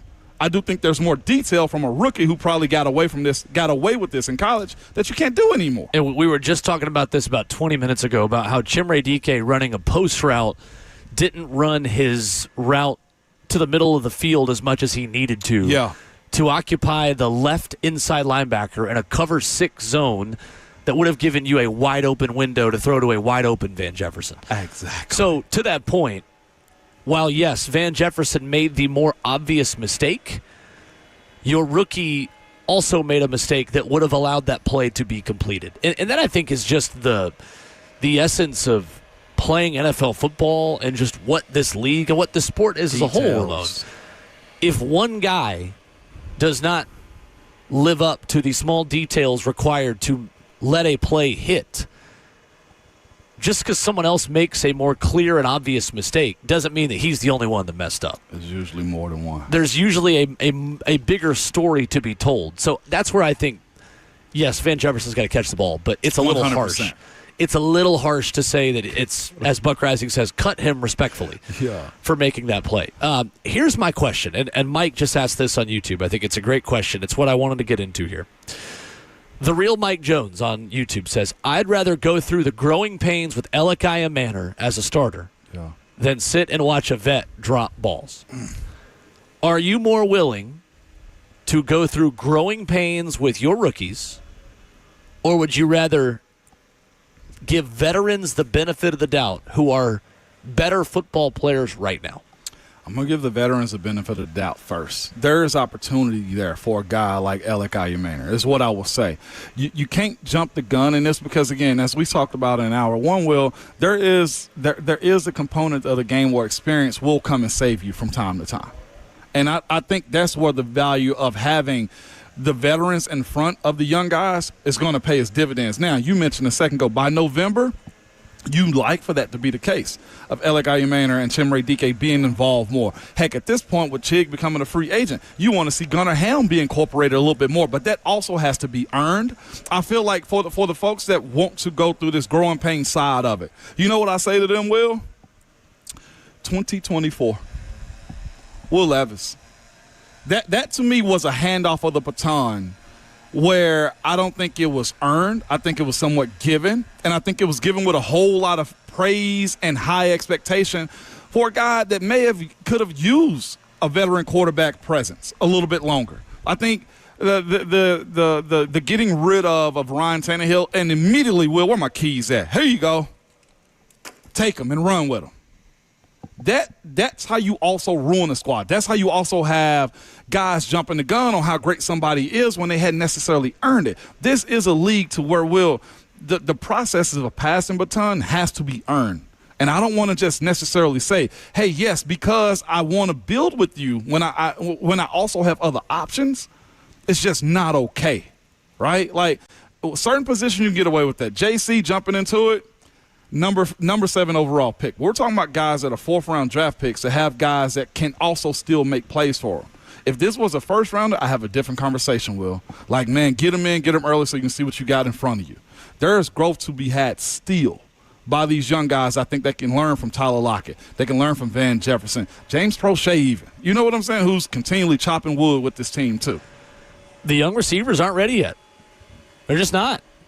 And right now, I think you have to put the best players on the football field because goal number 1, Ramon Foster, for this season is to develop Cam Ward, to get him live reps, to get him experience, and set yourself up to be a contender for the future with Cam Ward as QB1 and face of the franchise of the Tennessee Titans. And whatever it takes to put Cam in the best position to be successful is what you have to do. Yeah.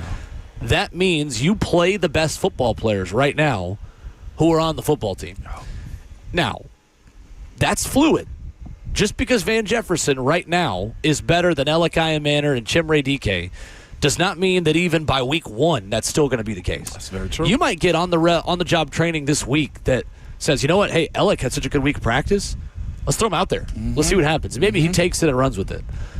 But you can't just put young guys in because you're bored of veterans. And unfortunately, Ramon, I think we are suffering from preseason fatigue and preseason boredom. And I think people like Buck, who tweet out, cut him respectfully, are just bored of someone they know is probably not going to be here next year. Long term. There is still value of 1-year veterans. Yeah. There is still value to me of older guys who know where to be. Yes, they're not perfect. Obviously, we saw that with Van Jefferson on Friday night. But one play does not mean you just hand the keys to Elikiah Manor, who also had some moments where he was targeted and passes weren't completed. Couldn't get open. Yeah. Van Jefferson got more separation on that play than what a lot of the younger receivers did the entire game on Friday. Facts. So Van has still shown you that he is athletic enough and good enough at his point of his career to still get separation and get open. He dropped one pass. We've got to be able to keep our powder dry and stuff like this. Just because we are bored and want the new, exciting, young, flashy football player does not mean it's time to give the keys to the 15-year-old yet. Yeah. Because that's essentially like Chimere Dike's got his learner's permit. Elikai Manor's got his learner's permit. They could drive a little bit with mom and dad in the car in the front seat. Yes. It's not time to throw them out on the road and put them on the highway quite yet. Absolutely not. I think they will get there this season. Yeah. Heck, I think, Ramon, they could get there by October. Yeah. I don't see the level of chemistry and cohesiveness from the backup rookie receivers with Cam Ward. I see it with Brandon Allen a little bit against twos. I don't see that with Cam enough to sit Van Jefferson on the bench yet and say, nope, too big of a mistake, you're out, these guys are in. You might practice more that way, but if the Tennessee Titans were playing a game today, Van Jefferson is still a starter based on what we've seen in practice. This is I'm watching last night the second-round draft pick for the Chicago Bears, Luther Burden. He got more praise for his non-position stuff than he did actually catching the football. He was blocking. That's something that Alec Ayumana can pass up with Van Jefferson. He's doing great with that. You know what I'm saying? Like, it'll be the non-catching stuff that give guys like Van Jefferson, like Chimere Dike and Alec Ayumana more opportunities when it comes down to them playing in sets right there, because those dudes, to your point, Will, and I said it earlier about Cam Ward, they got to do the dirty work first to show us that you belong. This is how you create bad cultures, by pacifying guys and giving it to them too quickly, in my personal opinion. I've seen this be done before in college and in the NFL, where guys are just handed positions, and I think the way this team is trying to be run, this is an earner's team moving forward. This is a team that is going to have to show that they know what the Titans' way is, and I'd much rather be slow in that way as opposed to just saying, to your point a second ago, Will, let's just do it because it's a necessity. It's not a necessity right now. And that's, to me, the separator on just solidifying yourself moving forward. I'm with you. By October, by November, we can have a different conversation. Mm-hmm. We can have a totally different conversation. And it'll come in the form, too, in my personal opinion, of who steps up when Calvin Ridley gets double-teamed.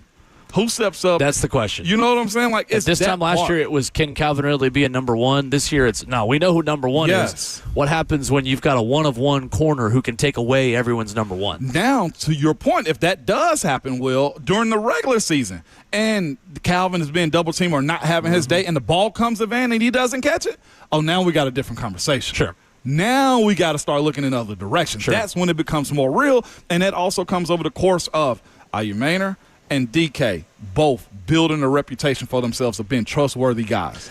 Steven on YouTube says, I think people are tired of Jefferson because his career is riddled with drops, and this is his second drop with a ball that hit him in the hands in a preseason game.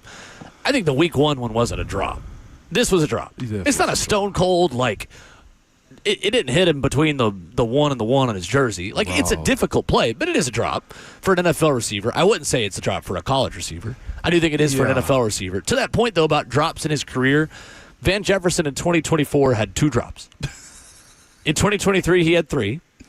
In 2022, Van Jefferson had, on 44 targets, he had 1 drop. 2021, he had 9. And in 2020, he had 2 drops. Honestly, in terms of his whole career, Van's really only had big drop issues once. Yeah. And it was 2021. They're talking about Van as if he's, sorry, Savage, Traylon Burks. Huh. I did see somebody on YouTube said Traylon would have caught that. Why do we lie? What? It does kind of feel like Titans fans don't have a receiver to hate anymore in Traylon, so they've just taken all their hate and put it on Van Jefferson, which I think is pretty unfair. Man. This is a tough crowd. I get it. This is why it matters. It matters way more than what the SEC got going on right now. Being a Titans fan, it just means more. That is got to be the slogan moving forward, man. They're just looking for a whipping boy at this time, man. They're looking for a horse to beat on this Van right now. It's the reality of where you are as an organization. Yeah. It really is. To that point, somebody said, Mike in Cleveland, our good friend, who we love, said, NWI should be that guy, but we never keep those production guys, not big name guys. Nick Westbrook-Akine had more drops last year than Van Jefferson. Come on, man. NWI had 3 drops last year. Van had 2. And I don't think Van is a big name guy. I love you, Mike, but Van Jefferson is not a big name guy. Van Jefferson is a wide receiver 4. Yeah. But here he's a 3 because this team is rebuilding and trying to create competitive depth at wide receiver in real time. So who should they be more mad at? They should be mad at Van for being available, or the Titans not going after a bigger name? Yes. I think according to some of the logic. NWI 7 drops the last 2 seasons combined. 4 drops in 2023, 3 in 2024. That is less than Van Jefferson. I love this sport. All right, more than Van Jefferson. 615-737-1045 is our number. Brian Callahan with big praise on one player who I think may have taken over a starting job over the weekend. We'll talk about that next.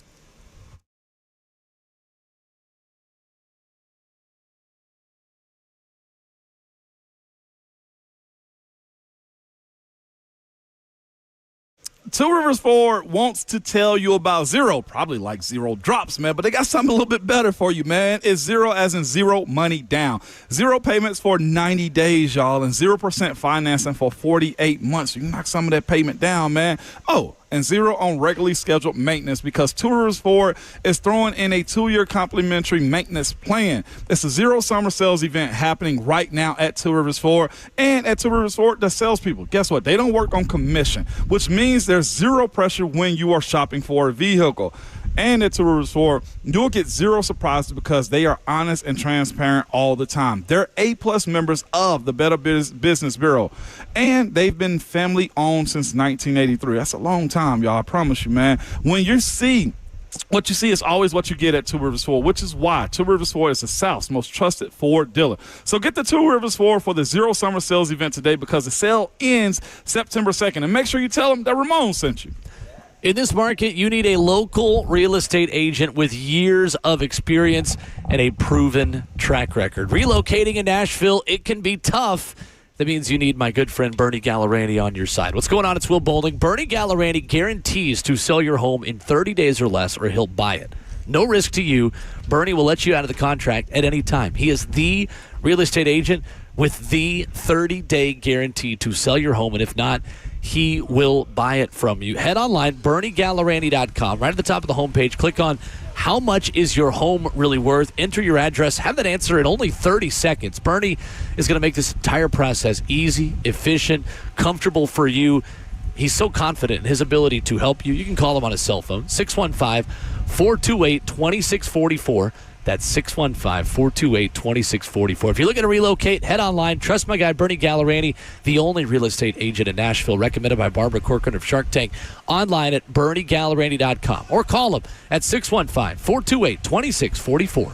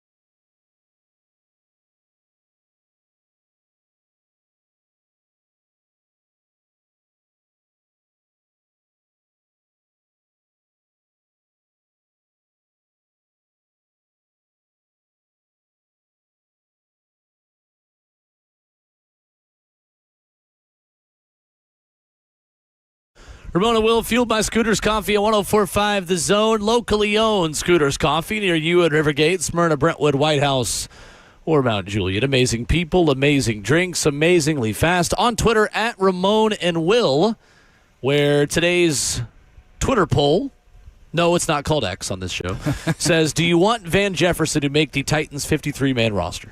54% of you so far say no. 46% say yes. Yeah, right. Who is the replacement? According to our F&M Bank chat, it's Xavier Restrepo. I love this sport so much. I swear to you, I love this. This thing we got in America called football, man, with the oval shape. God bless it. God bless it, my brother. Let's go to the phones. Eric is first up. Good morning, Eric. Morning, Will. Hey, I love you guys, but Will, I got to tell you, man, you're wrong on the Van Jefferson thing. It's not just one drop. You got to go back to in Tampa. It wasn't a key third down, but it was a first down. It was the second play of the first drive. I know. I'm familiar with the play. Cam put that right between his numbers. It was a hook route. He was standing there looking at him. It hit him in the hands. He dropped it. Did you have this same feeling about A.J. Brown? He's had drops exactly like that. Did you have this same feeling for A.J.? I was upset when A.J. dropped him. I'm not going to lie. You wanted him cut. I grew up, and I played receiver. If the ball hits you in your hands, you're supposed to catch it. But are drops a part of the game from time to time? Yes. Yes, they are. But I'm just asking the question because – yeah, go ahead. I was going to say, with him being a veteran and these being key plays, you expect veterans to make those plays. Okay. So do you want Restrepo in that position? I want Restrepo to make the team, but no, I don't think that he's the guy to take that spot. No. How elite do you think Restrepo is as far as helping the squad if you also have Tyler Lockett? He's right now, you're talking, if we keep 7 receivers, he's lucky to be number 7 right now. And there we go. That's a special teams guy. And I really, really want him to make the team because I really liked him in Miami. And see, it has nothing to do with him being Cam Ward's number 1 receiver or anything. Right. It's what he did at Miami. Okay, but also underneath him is Michael Irvin. Okay, you got even Travis Benjamin was a better player. Like Andre Johnson is below Xavier Restrepo at Miami. Is the point? What point are you making there? That just because that you were there doesn't mean you are the greatest. There are some Hall of Famers below Xavier Restrepo in college, is my point. I don't want to call it by default because he earned every yard that he got. But I'm taking Santana Moss at number 2 over Xavier Restrepo at Miami. Okay. Yeah, for sure. Like it, I see your point. There's context is what I'm saying. Yeah, for sure. I think on the Van thing, look, would you like to see Van catch the one week 2? Yes, but if you remember week 1 to what Eric is talking about, there's also a defender all over Van in the week 1 drop. I don't think the week 1 was a drop. Right. The NFL defensive backs are paid a lot of money too to make sure that you don't catch footballs. I think Eric's being a little harsh there. Yeah. I think everybody is right now. You know what, Will? Patience. Yeah, I think it's that part of it. It's just a reality that this is where you are. Yeah. You prioritized as an organization fixing the line first to protect Cam and allow him to hopefully play 17 games. No doubt. And you're probably going to fix receiver next. But that is a work in progress. And O-line is the group that has made the most progress. Now you're going to need wide receiver to start to make strides with Chimere Dike and Elikai Manor to meet where the offensive line has improved so far. Yeah, absolutely, man. And this is a build-up. Your biggest hope is to try to get a top 10 wide receiver next year. Mm-hmm. Like that's where you restart this. Or thing. edge rusher. Receiver and edge rusher are still the 2 glaring positions where you need more depth and you need more high-end players. Yes, sir. And receiver, you at least feel better than edge because you've got a legit number 1. Mm-hmm. I don't think you could say this. There is no Calvin Ridley on the edge rusher position. So I go edge first if we're talking about next year's as of right now. It's far too early to say that with any level of confidence, but yeah, sure. Right. For sure. Right. Let's go to Dylan up next, 615-737-1045. Hey, Dylan. He just left. Left. All right. Let's hear from Brian Callahan then, talking about Cedric Gray. I think Cedric Gray may have, for the time being, put himself beside Cody Barton as the Titans' other starting inside linebacker. This was head coach Brian Callahan yesterday. He's sure playing that way. He's diagnosing quicker. He's reacting faster. He's making plays in the backfield, which usually tells you that things are slowing down. He's seeing what he needs to see and reacting in the proper time. That blitz was an indicator of what Ced does. He just tries to run through a guy's face, which part of that you like to see. He did it in Tampa Bay in practice. He's an effective blitzer. He's hard for backs to block because of his physicality, and that's the type of tone we want to set defensively. So that was really a positive step for him, and to do it in a game. Big sack. That's always good to see. He's played well, and I'm happy with where he's at, and he's got to keep going. That was on Saturday, not yesterday. Brian Callahan was asked, is the game slowing down for Cedric Gray? He said he's sure playing like it, Ramon. Yeah, he is, man. His ability to show physicality on a play like that, he leveled that doggone running back. I thought it was a full sack by him. The NFL box score gave him a half a sack on that with one of the defensive linemen. Cedric Gray owned that pocket right there, man. And again, one thing that he's got to get done, though, too, and I'm not sure if his defensive scheme is to force runners back in, but he will overrun from time to time. I thought he hit his gaps a little bit too wide one or two times in the run game. But, again, he was the leading tackler, if I'm not mistaken, again this past weekend. And when you have X plays show up the way he did and a thumper, how he is on defense too, I thought this was open and shut. It's not. Yeah, Cedric Gray owned it again, man. It's not open and shut. James Williams, going into this last week, he got to go. He got to go. I think there is value in Cedric Gray as a pass rusher that is meaningful for a team that needs help at pass rusher. Yeah. And his ability to rush up the middle and run through running backs who are set to block him is significant in collapsing the pocket and pressuring the quarterback. Yeah, man. We saw that on Friday night. I think we're going to continue to see it. Right now, I still think you're going to have James Williams and Cedric Gray, based on the situation and based on the scouting report, split that job for the foreseeable future. And I'm counting that pick, too. Yeah, that Cedric Gray had. I'm counting that pick. What was it? I think a defensive holding call that negated it, but there was flags on both teams, so the play was redone. Yeah, Cedric Gray had a pick. Yeah, he did. It won't go on the stat sheet, but he had one. Jayhawk said, hey, Dylan was back. We want to wait a second. We don't have time now. All right, for sure. Also, I got a bigger issue Dylan. at backup tackle than I do at watching Van Jefferson drop a ball. Okay. Oli. We'll get to that coming up this morning. Yeah. Jay, Poppin' Empire on Twitter says, at 1045 The Zone, it's hard listening to Will. Trash emoji. Is now a good time to tell everyone I signed an extension? Well, he's not going anywhere. Sorry, Jay, I'm not leaving, buddy. 615-737-1045. We will get to Dylan when we come back to start hour number 3. Plus, Joey Aguilar, QB1 of the Tennessee Volunteers. Our thoughts next.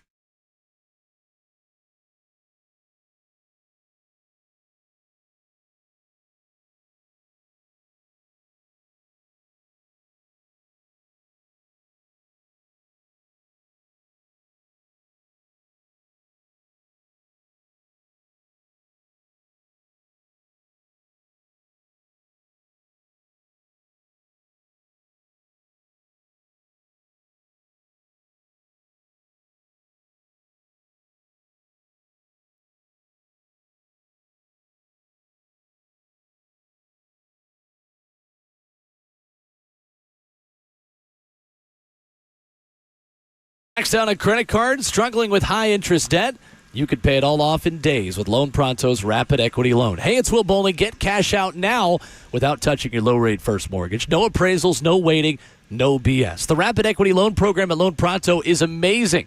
One Loan Pronto client just got $300,000 approved in under 24 hours. They paid off debt, renovated their kitchen, and cut their monthly expenses by $1,800. That is a huge turnaround. Loan Pronto, instant approvals, low rates, no hard credit pull up front. Listen, your home equity is yours, so use it. Get cash to consolidate your debt down to one easy low monthly payment. Call Loan Pronto now for a free instant appraisal for your home and see how much cash you can get today. Loan Pronto is A+ rated by the BBB and have nearly 2,500 five-star Google reviews. Their service is off the charts. So call now to start the conversation at 615-499-5780. That's online at loanpronto.com, 615-499-5780. Get debt relief now. at loanpronto.com. Equal housing lender, NMLS 1661781. On approved credit, NMLS, consumeraccess.org.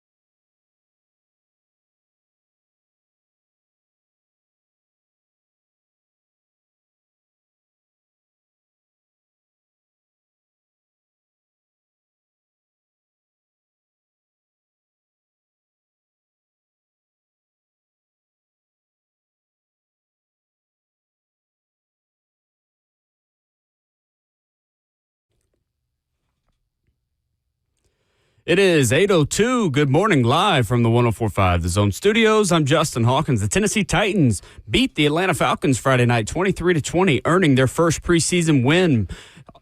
In large part thanks to cornerback Kendall Brooks' interception on Easton Stick and taking it to the house 53 yards for the touchdown. Also, rookie tight end Gunnar Helm made a stellar catch over two defenders in the second quarter for a 25-yard touchdown thrown by Brandon Allen. Yesterday, the Titans spawned a practice for today at Ascension St. Thomas Sports Park for later this morning as the Titans prepare to face the Minnesota Vikings at Nissan Stadium this Friday night. The Titans also made a transaction yesterday as they waived defensive tackle Philip Bleedy. Yesterday, the Tennessee Vols officially made UCLA transfer quarterback Joey Aguilar, the starter out of camp, per VolQuest, and On 3's Brent Hubbs. Aguilar will start Week 1 in Atlanta on August 30th against Syracuse. In NFL news yesterday, the Houston Texans traded wide receiver John Mechie III and a 2026 sixth-round pick to the Philadelphia Eagles in exchange for tight end Harrison Bryant and a 2026 fifth-round pick. Also, Cincinnati Bengals elite edge rusher Trey Hendrickson could be on the move as the two sides have officially reached an impasse with contract talks, and the Bengals are now listening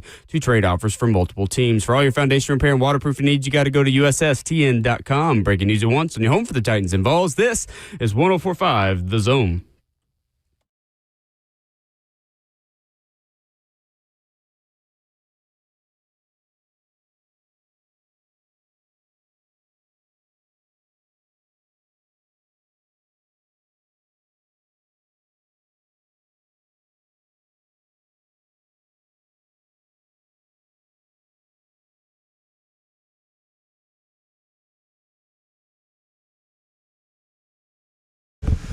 Second half of the show, hour number 3, live from Ascension St. Thomas Sports Park, Tennessee Titans training camp. Back in Nashville. Alongside Ramon Foster, I'm Will Bowling. Justin Hawkins, our producer. Kirby Allen Kirby and Robert Walsh are hanging out. They're migrating around the facility. They're just vibing. So are we for 2 more hours here with you. You will not hear from Brian Callahan this morning. You will tomorrow.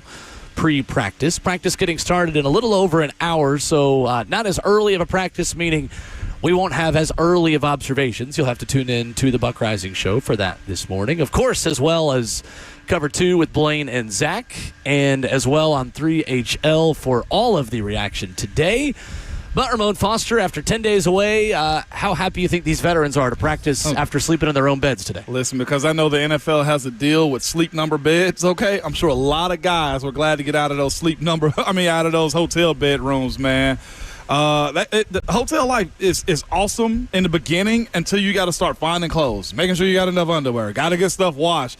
10 days away from home, I've never done that one and not have the comfortability of being able to go back home for at least a day or two. Coach Callahan put those guys through it, man. I'm hoping that experience takes them to a different place. I know the old movie Remember the Titans. Like, I do think that's as real as it can get when it comes to, like, how you do training camp, the way you build as a team and come back more whole than you left. Hopefully, we get an opportunity to see a point during the season where this is capitalized on. Going to talk about Tennessee and Joey Aguilar officially being named QB1 yesterday. But first, Dylan is back on the phone lines. We went to him. He dropped off. Now he's back on. 615-737-1045. What's up, Dylan? What's up, Dylan? Man, I just got to say, Titans fans, y'all need to relax, man. After that Falcons game, Titans Twitter is absolutely just losing their mind, saying that we got to take a quarterback in 2026, which I just believe is absolutely ridiculous. Even if this team only wins like 4 to 6 games, I think the real move is just setting up for the 2027 draft. That's realistically how you heal the whole A.J. Brown wound, and you just go get the new LeBron James of football and Jeremiah Smith. There it is. Let's be real. Cam Ward is the future. He's a gunslinger. You just got to love that mentality, the work ethic. I believe he's a future Hall of Famer. Just throwing that out there. You pair him up with Jeremiah Smith, and you're talking about Titans finally building something. Quit thinking short-term, Titans Twitter, and start thinking generationally. Let's go. Dylan, you call back anytime. You hear me? I only push back a guy. HOF. We gonna slow down on the HOF. Everything else, man, roll. I'm call back anytime, Dylan. So I mean, that is essentially where this team is right now. They're probably going to have to draft their next number 1. Yeah. In the same way that the Bengals were bad enough in 2020 in year 1 of Joe Burrow, who got hurt, mind you, and missed the end of that season, that allowed them to draft Jamar Chase. That's probably what's going to have to happen here. Is in the next 2 drafts, you're probably going to draft your long-term number 1. And that's not breaking news. I mean, that's a position you want to be able to draft and keep around for a decade. Yeah, is a premier veteran wide receiver. It is, man. And again, there's a continuation of what you set is what you're getting yourself into by having Calvin Ridley around for a potential first-round draft pick at wide receiver or edge player. You want to see guys be groomed, man, to be pros, but you also want to see that talent behind it too. You got to be patient with this process, right? I think we're watching right now Ted McMillan kind of set the stage for what Carolina can be with some of the plays that he's made as of late. It sucks to suck. It just does. But looking at some of Easton Freeze's interviews he's had with the Titans brass and Coach Brian Callahan, one of the things I thought was super unique, and I would be laughing my behind off in teams meetings with the way they say this, but embracing the suck. Like, you are what you are. And the understanding of that, man, it's got to be very direct and upfront and transparent. I think they're doing that. According to a report yesterday by VolQuest and Brent Hubbs, Tennessee senior Joey Aguilar has won the starting quarterback job, winning the battle against redshirt freshman Jake Merklinger and true freshman George McIntyre for the spot through fall camp. According to reports at the scrimmage over the weekend, Joey Aguilar, according to Brent Hubbs, had his best scrimmage to date as a Vol on Friday morning, showing he was, quote, clearly more comfortable with the offense. Head coach Josh Heupel said, I thought he handled himself extremely well. That's today, but I think he's got better from day one up until today's scrimmage when he met with the media on Friday, saying really every single day, control and comfort.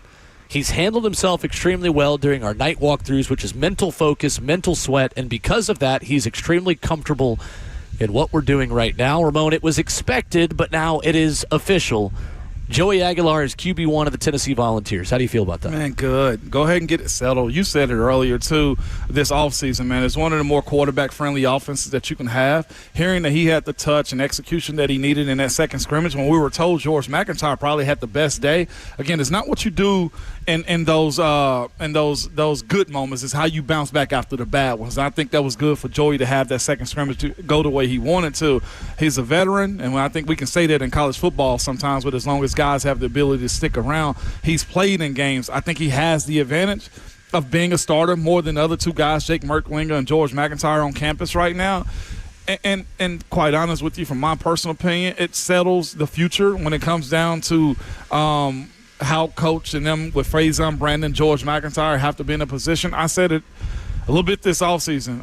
I will not be upset if Jake Merklinger finds himself in the transfer portal and want to go play somewhere else because of what he has surrounding him. I was hoping he had a fair ability to compete, and he did. But we understand that the dynamic of how college football is, man. Your check is a little bit heavier than others, and you have playing experience, which Jake Merklinger doesn't have. You got to go with the shorthand guy and just keep yourself prepped and ready moving for the future.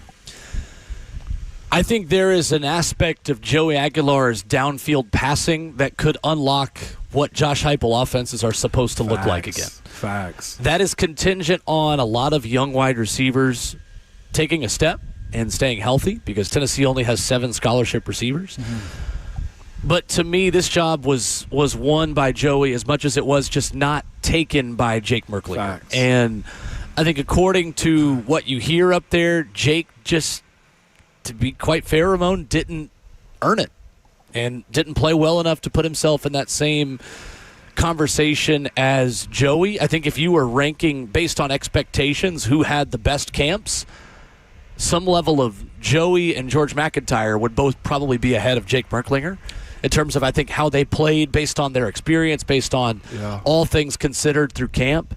Now, granted, George is playing against 3s and Jake is playing against 1s and 2s at times, so there is context around that. But I do think that Joey gives you potential if he cuts down on the turnovers. And I'm fascinated, Ramon, in what this season looks like for Tennessee in the passing game, because Josh Heupel doesn't have a lot of interception-prone and interception-heavy quarterbacks play for him. No. The nature of this offense takes away decision-making from the quarterback and gives it to a lot of wide receivers.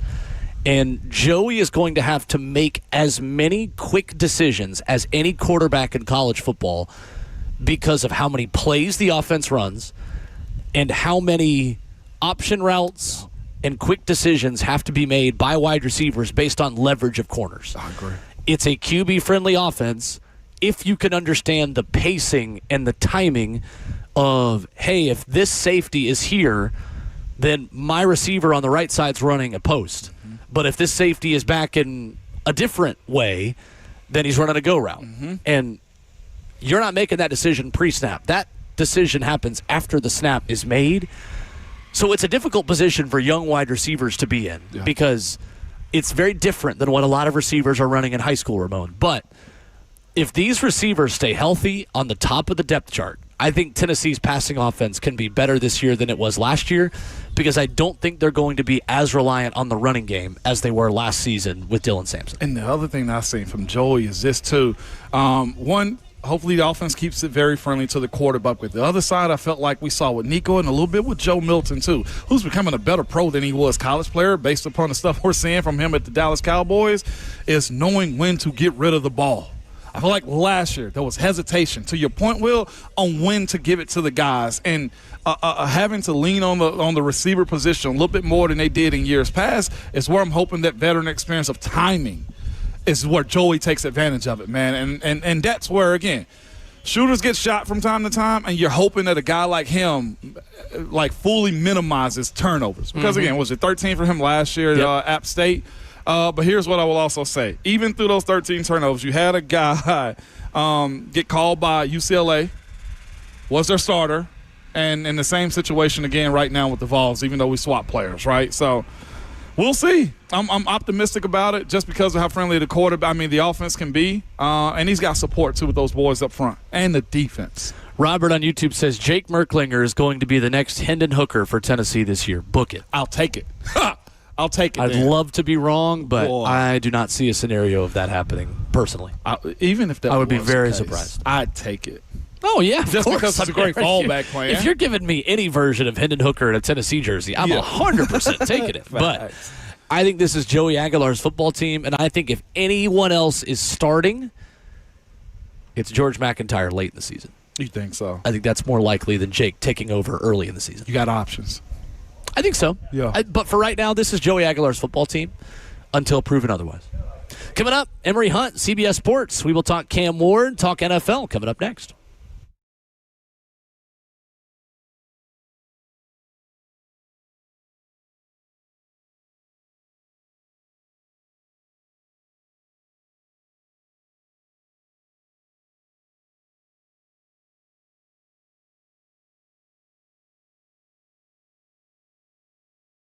It's Ramon Foster for Genesis Diamonds, man, and the response to Genesis Diamonds' massive diamond sale has been incredible. But this annual event ends this Sunday, man, so don't wait. Take advantage of the year's best pricing on all diamond rings, man, where you can save an extra 20% off GIA-certified natural diamond rings or save 20% off any lab-grown diamond ring, too. It's your choice, but in either case, you're buying like a dealer buys with these insider pricing. From a half a carat to 20 carats, every shape, every style, rounds, oval, radiance, cushions, pairs, emeralds, princess cut, all handcrafted and set to perfection in a gorgeous Genesis setting.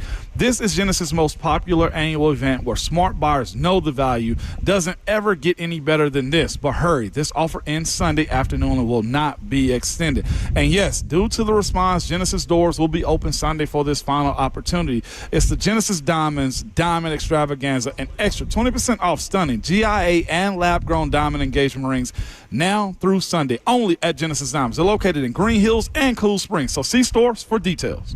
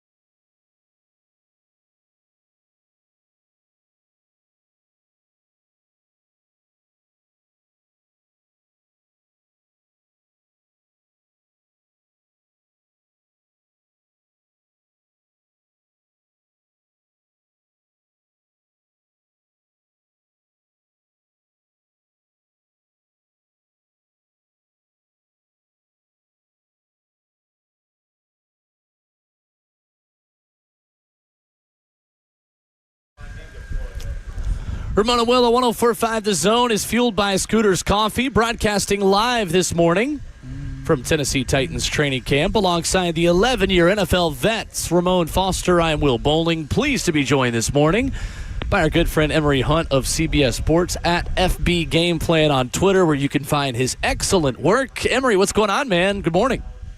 Good morning, guys. I appreciate y'all bringing me on the show. Absolutely. Yes, sir. Always happy to have you. Cam Ward, 2 games down. One more preseason to go before the show starts, coming up in a few weeks in Denver. What have you noticed and what have you liked about Cam in preseason so far, Emery? Cam looks exactly how Cam Ward looked at all 3 stops in college. And so I was impressed with what I saw from him so far in the preseason. I know people will make a lot of things out of the statistics, but when you're watching the play, you see his confidence, you see his command out there on the field. You see the arm talent. You see the decision-making. If I'm a Titans fan, I feel extremely excited about what is to come with Cam Ward out there as quarterback. Emery, when you watch these 2 preseason games too, how much patience are we going to need to have with this offense as a whole? We've talked a lot this morning about Van Jefferson's, I guess, drop or just not hauled in catch on the deep crosser against Atlanta on Friday. There's a lot of Titans fans, Emery, that want Van Jefferson cut immediately for not coming down with that. When you look at this team as a whole, what kind of patience do we need to have considering the youth and inexperience and in some cases experience for guys who might be a little bit over the hill at times at wide receiver too? I would say you always want to practice some patience, man, just because of it's a new quarterback getting adjusted to new teammates, although he's going through all of the OTAs, rookie mini camps, and training camp. But, you have to also account for the other team on the other side. Like, these guys get paid too. So the NFL is a good league, top to bottom, regardless of what people say. So I think you could be cautiously optimistic, but understanding that it will take a few games or so before things get really revved up. But this team has enough to where they can be competitive. I don't think they'll, win no less than 5 or 6 games. I think this is a team that by the time we get to December, we're saying, wow, the Titans are really playing their best ball. And then that gives you a kind of a look ahead to 2026. But I like what I'm seeing from this group. I thought the defensive effort in that preseason game against Atlanta was where it needed to be. They were making a lot of plays. They were flying around the ball. And I know folks want to see more of Cam Ward, but you got to remember, he's starting as the starting quarterback in the regular season. You don't want to put 20 American games on his body just for your vanity purposes of seeing him playing 3 or 4 series in the preseason game. Like, nah, that's enough because you're going to need him for the full 17. We're talking about Emery Hunt of CBS Sports this morning. Emery, when you view some of these young quarterbacks that have come out as of late, and each case is different from the other, man. We're talking about, of course, Jaden and CJ pops up really quick, man. But when you view how those guys have been incorporated with their teams as of lately, what has been one of the biggest things you've noticed from the coaching staff? Is it pressuring them a little bit more? Was it the leadership side of it that made them what they were, or how much were they asked to do in those moments to where they got established as NFL quarterbacks? I think all 3 things are within the mix of why they were who they were when they hit the ground running. And I think you're seeing seeds of that with Cam Ward. You take some things that he does well, you accentuate things that he does well physically, and then you sprinkle in what you want to do philosophically on offense. And when you combine all of those 3 things in, the natural leadership, the natural talent will come out, and the guys around him will galvanize. You'll see. You guys have seen it already.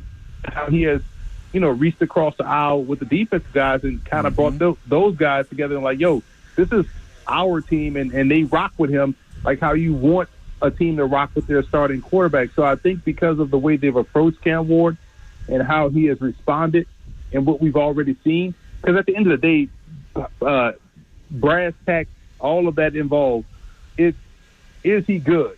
And the players respond to good players. And Cam Ward is definitely good. So that already buys you some cachet with veterans on the team and the young guys as well. Emery, when you look at where this team is right now, you got Calvin Ridley, you got Tyler Lockett, but those guys have hit their 30s, and I think the 30s are way different from even the 2010s, okay? Like, guys played through a lot of stuff and gained a lot. The only reason I ask you that is How much losing, I guess, is going to be necessary to continue to build this team up as far as high-quality draft picks when it comes to the overall length of winning and culture changing here in Nashville? What I'm getting at is, do you want him to go to the AFC Championship in year one, or is there much more room for growth if it goes the opposite direction? If they were in the NFC, I think you could have legitimate, hey, man, they could probably steal that 7th seed with what they have already on the roster, right? Because, you like the veterans. You talked about Lockett and Ridley. You like what you're seeing from these young, experienced rookies like DK and A.U. Manor. And Van Jefferson is a solid receiver. I know people are upset with the one drop, but then you look at what you got in Chiga Okonkwo. Gunnar Helm was severely underdrafted. So you could have those expectations, but the AFC is just so doggone tough.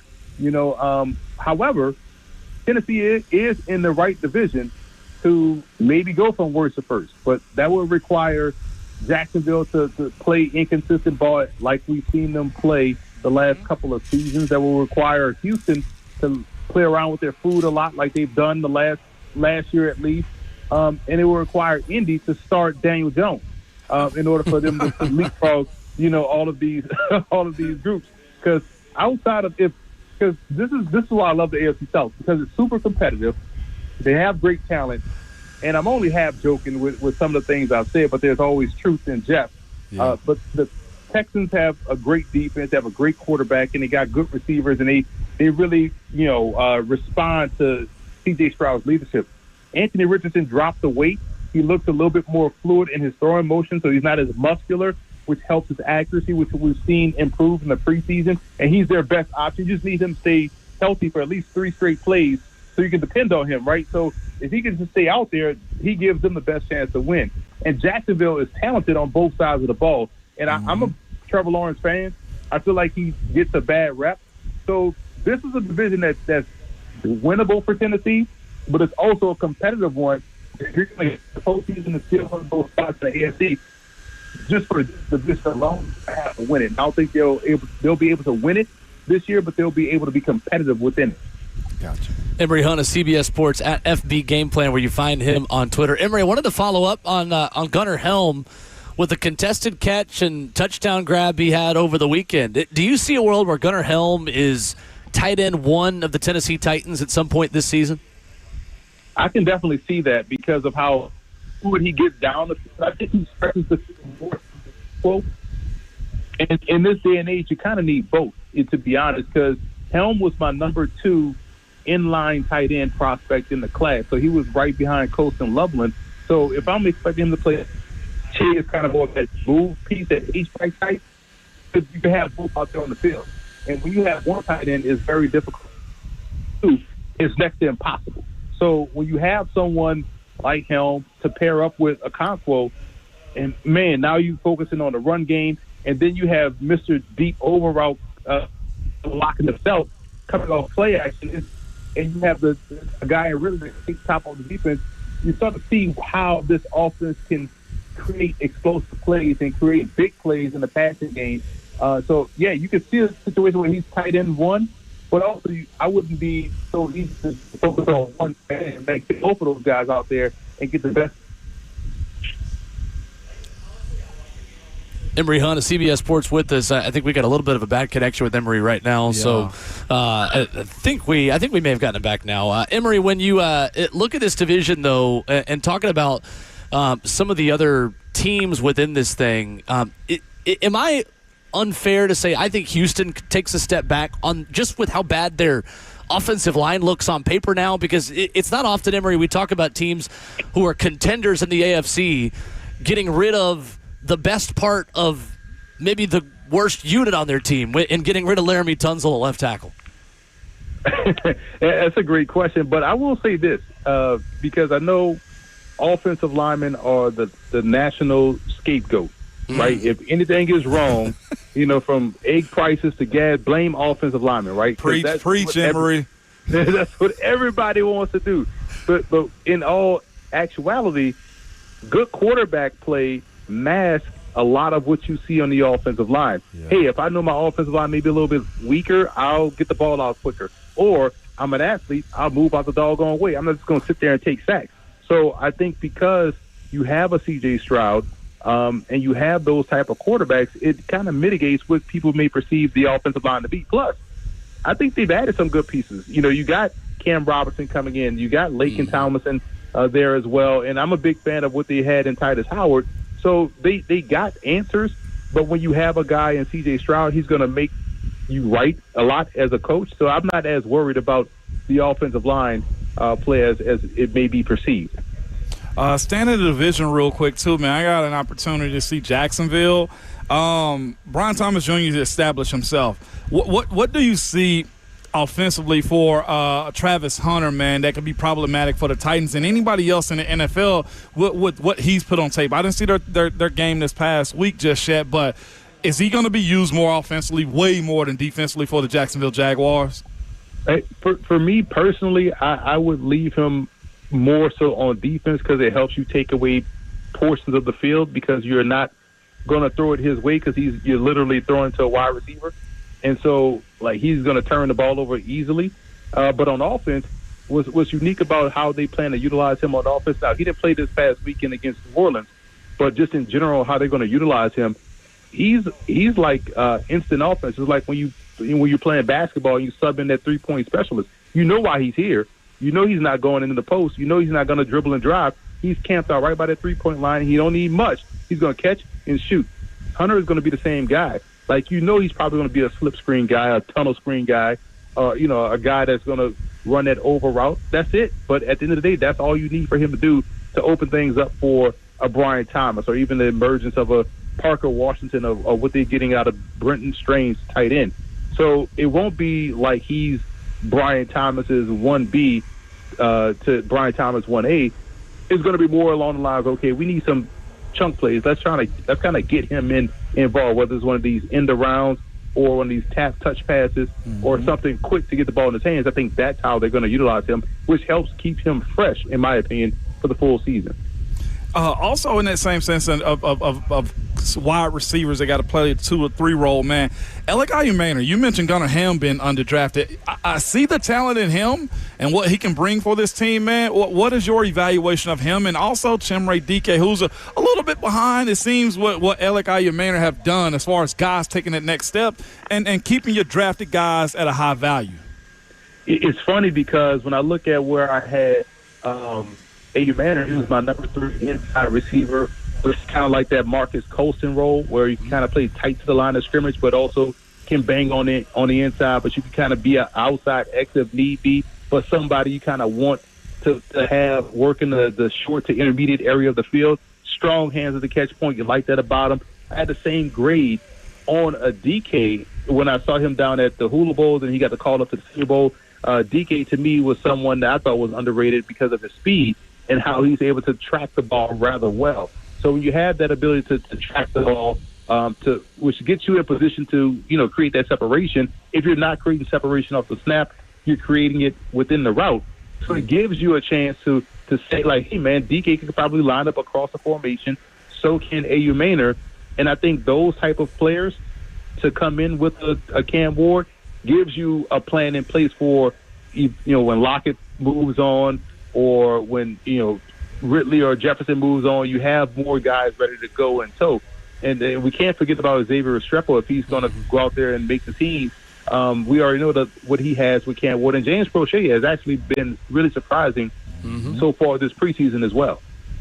Emery Hunt at F-Ball Game Plan, CBS Sports owner, a football game planner guest. Emery, to wrap up with you, the big question I think we have and that I've got about this team personally is what is the balance between going with veterans who might be better football players right now, like Van Jefferson and Tyler Lockett, or giving time and live reps to Chimere Dike and Alec Ayumanor to kind of fail but also learn in real time, guys that might not be ready based on what's happened on the practice field in preseason, but guys who are going to be here long term. For this football team in 2025, Emery, where is that balance between the youth movement, the rebuild that it feels like the organization has embraced, while also trying to put the best team out there any given week to win as many games as you possibly can? I tweeted out yesterday, play your best players, and it doesn't matter who is the best player, if it's a rookie or if it's a veteran. But I think in this case, you like the veterans because what you're doing is trying to minimize or close the gap between starting a rookie quarterback and completely looking like all of us are in our first time playing football out there on the field. So you don't want a bevy of rookies out there. You need some type of control. It's like when you do an experiment. You have the control group, you have the experimental group. Now, you have that control group with Lockett and Jefferson and Ridley that allows Cam Ward to, kind of get his floor up higher. And then within certain series or certain drives, you give those rookies a little bit of a taste of regular season ball to, one, see where they are mentally. If they've been locked in, getting those mental reps and learning from the guys in front of them, but also to keep them engaged physically is like, okay, this is what the speed of a regular season game looks like. Because if you're trying to all figure that out at the same time, it could be chaos, despite all three having talent. But you want to make sure you mitigate Ward's development by getting those veterans out there, because if he can get up to speed quicker, then you feel more confident getting those inexperienced rookies in there, because at least Ward now is thinking and playing like a veteran. So you're not cutting Van Jefferson as opposed to what Twitter's saying? No, man. Like, listen, I swear, man, Twitter will have you cutting everybody on the roster. No one can play. It's crazy how wild social media gets, man.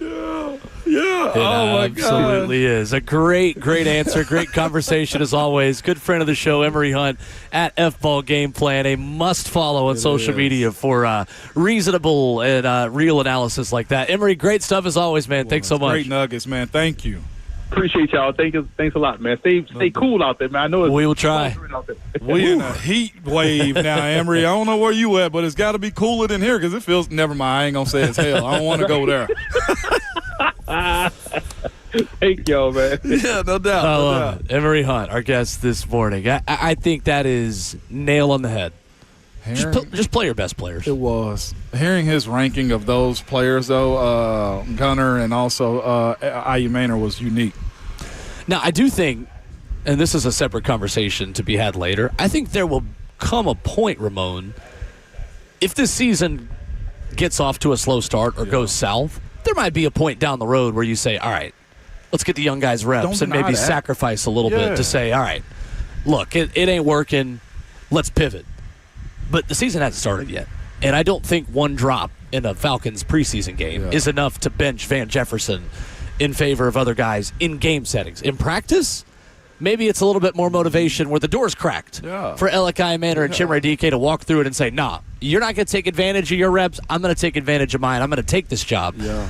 But it remains to be seen whether or not that response happens. And we will see it today for Titans practices the next 3 days. Can I play conspiracy theorist for a little bit? Go for it. Do we think that Jeffrey Simmons was set out of the last game of the season for the #1 overall pick or didn't play a whole lot?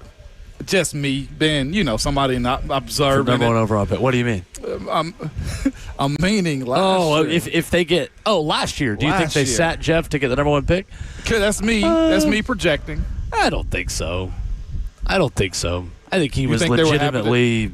I mean, it's kind of like, what was the point in putting him out there if you're just going to make an injury that's already bad worse?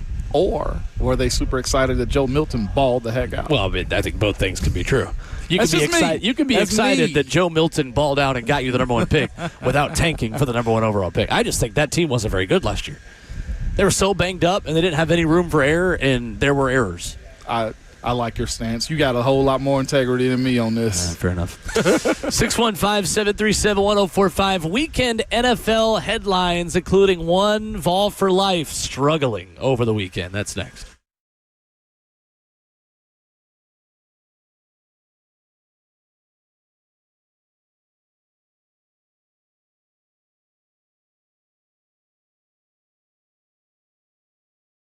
Listeners sometimes ask, what makes advanced hair restoration different? Allow me to share along with some details on, get this, man, the once-a-year summer savings event. Advanced Hair stands by the results, and the before and afters are second to none. With Advanced Hair, your own natural hair is guaranteed to grow. Advanced Hair combines top-rated physicians with modern technology, creating a concierge quality experience that's hard to find anywhere else, man. And Advanced Hair's advanced FUE begins regrowing your own natural hair the very next day. It's quick, simple, and easy. Now, If you have a flexible summer schedule this summer and you've been waiting for that special savings opportunity, well, it's here. Advanced Hair Summer Savings Event will get you the most hair for your dollar. It's their best offer ever, too. For details and to schedule your free consultation, call 629-348-HAIR. One-day treatment, life-changing results. Your new hair is guaranteed to grow. Again, the number is 629-348-HAIR. Or visit the website at advancedhair.com.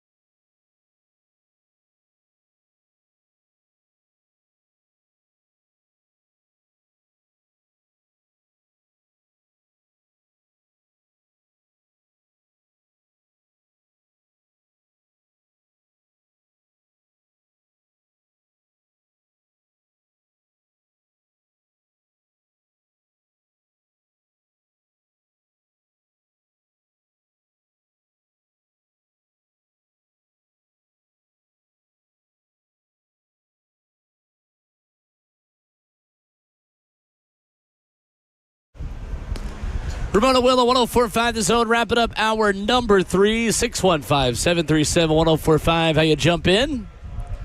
Live from Tennessee Titans training camp with practice getting started in the next hour.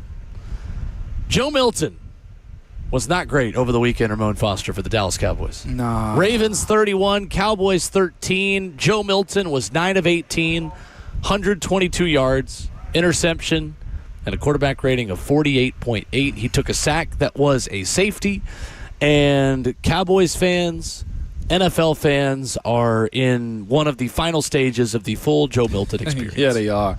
Don't let the long passes get to you, good people, is what I would tell you in those moments, man. Yes, the arm talent is there, but the decision-making that you have to have at quarterback, man, is so much more fragile because there's not many jobs that go around in the NFL. And he's trying to solidify himself as a guy of the future. And I'll be honest, it seems like he's got Jerry Jones's eye with what he could be. I feel like he feels like it's Dak 2.0.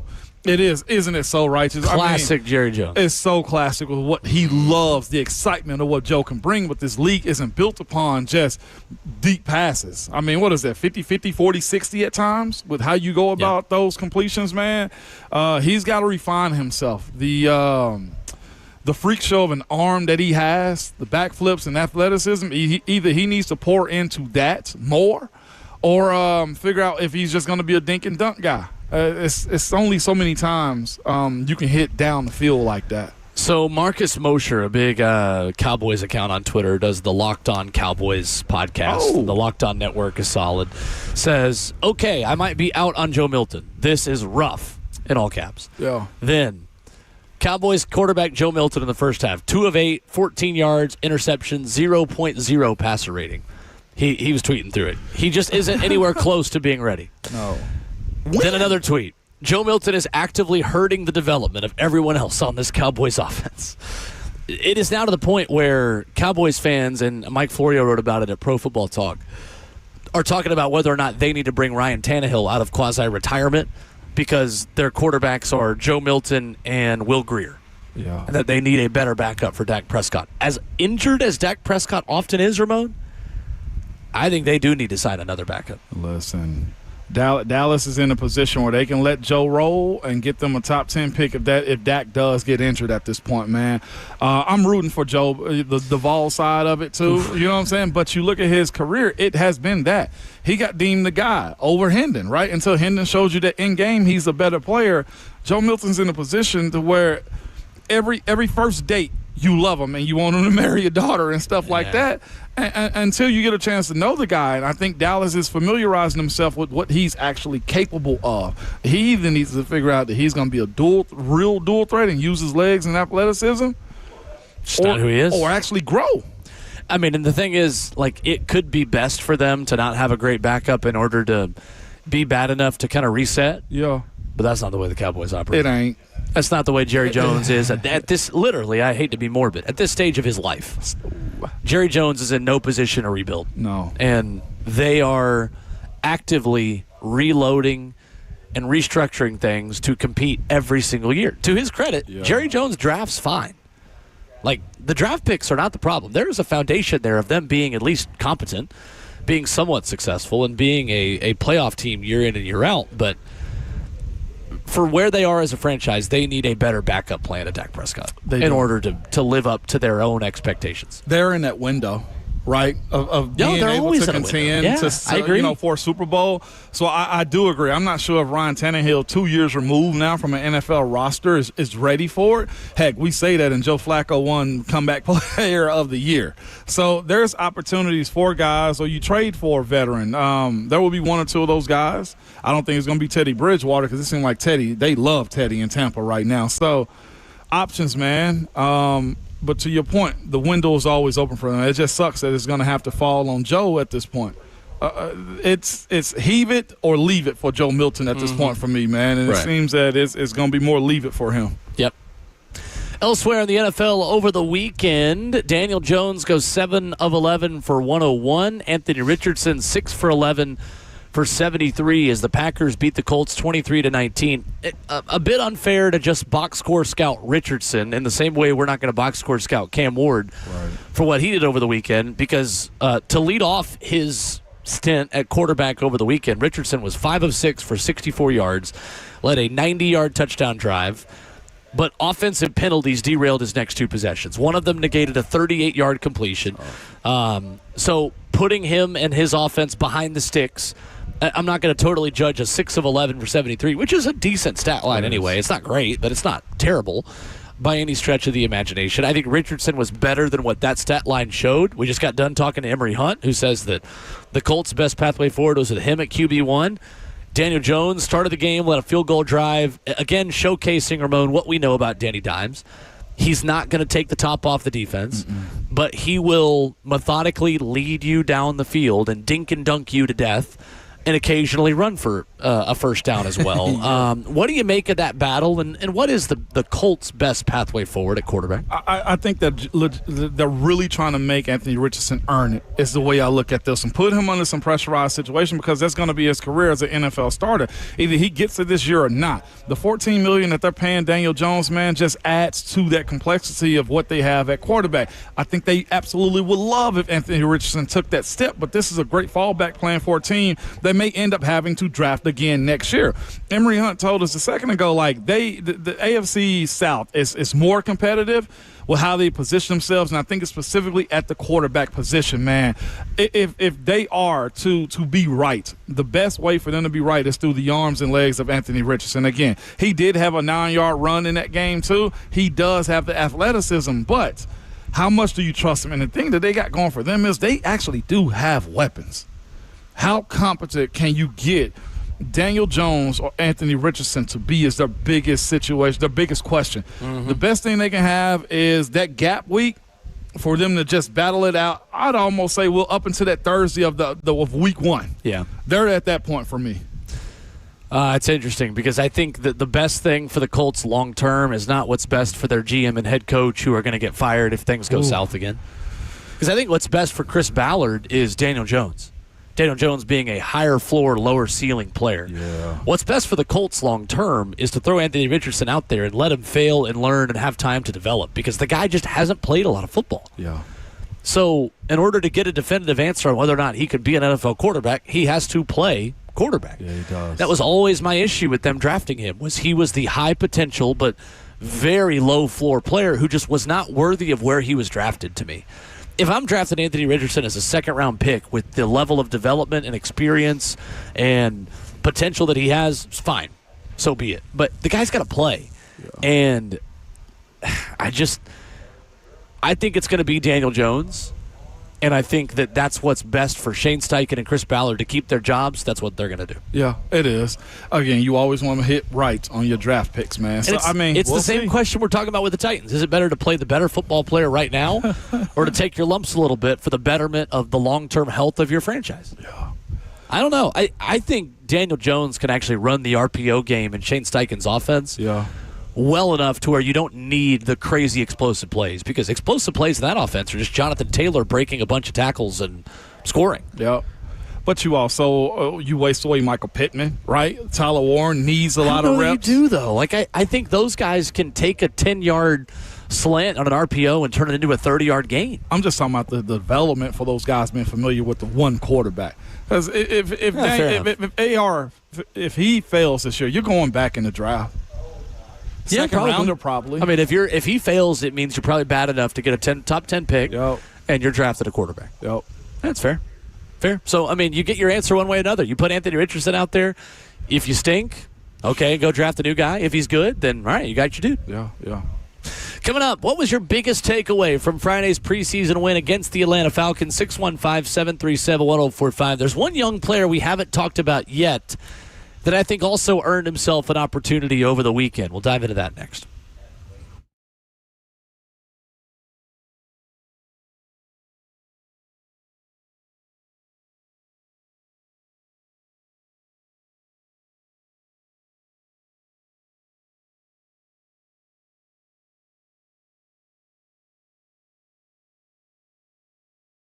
It's Ramon Foster. I'm here to tell you guys about my friends at Jewel Roofing and Exteriors. Man, I do mean my friends, man. Robbie Van Norman came through the house and was on top of my roof just evaluating some stuff, man, some small stuff that he needed to check out on top of my roof, and that's just what they do, man. They're a trusted, family-owned Middle Tennessee company serving from Clarksville to Murfreesboro. Get this, for over 25 years. They stand out by building relationships and earning trust through referrals, never through high-pressure tactics or door knocking or storm chasing. And again, if you need work, they'll tell you that. If you don't need work, guess what? They'll come back to you later because eventually you will need it, but you don't need to spend all those dollars right now when you can just wait a little bit and they'll take care of you on the front end of it. So for a roofer you can count on, here's the number that you need to put in your phone right now for now or later.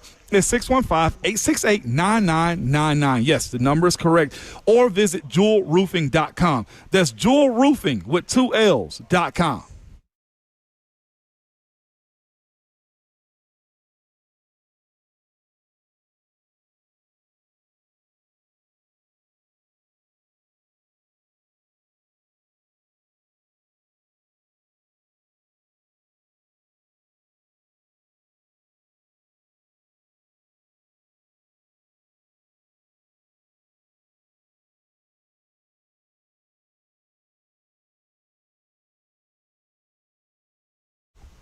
It's Ramon Foster from Medical House Calls. Good people, that is the website too, medicalhousecalls.com, man, where they're open 7 days a week, Monday through Sunday, 7 a.m. through 8 p.m. Same day appointments are available and next day guarantee. So you can go ahead and set that up. Their number is also, so I want to go ahead and give that to you now, 615-838-2375. Put that into your phone, whether you need primary care, urgent care, or IV therapy. They can also help you with medical weight loss, man. It's this simple with them.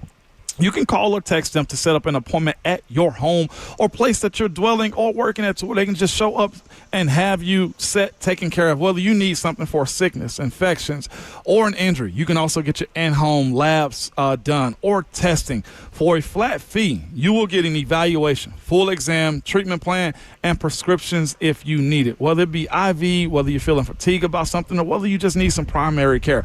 Medical House Calls is at your waking needs. Okay, so you can set up the times whenever you choose to. The website, again, is medicalhousecalls.com, or you can call and text them at 615-838-2375. And be sure you tell them that Ramon sent you.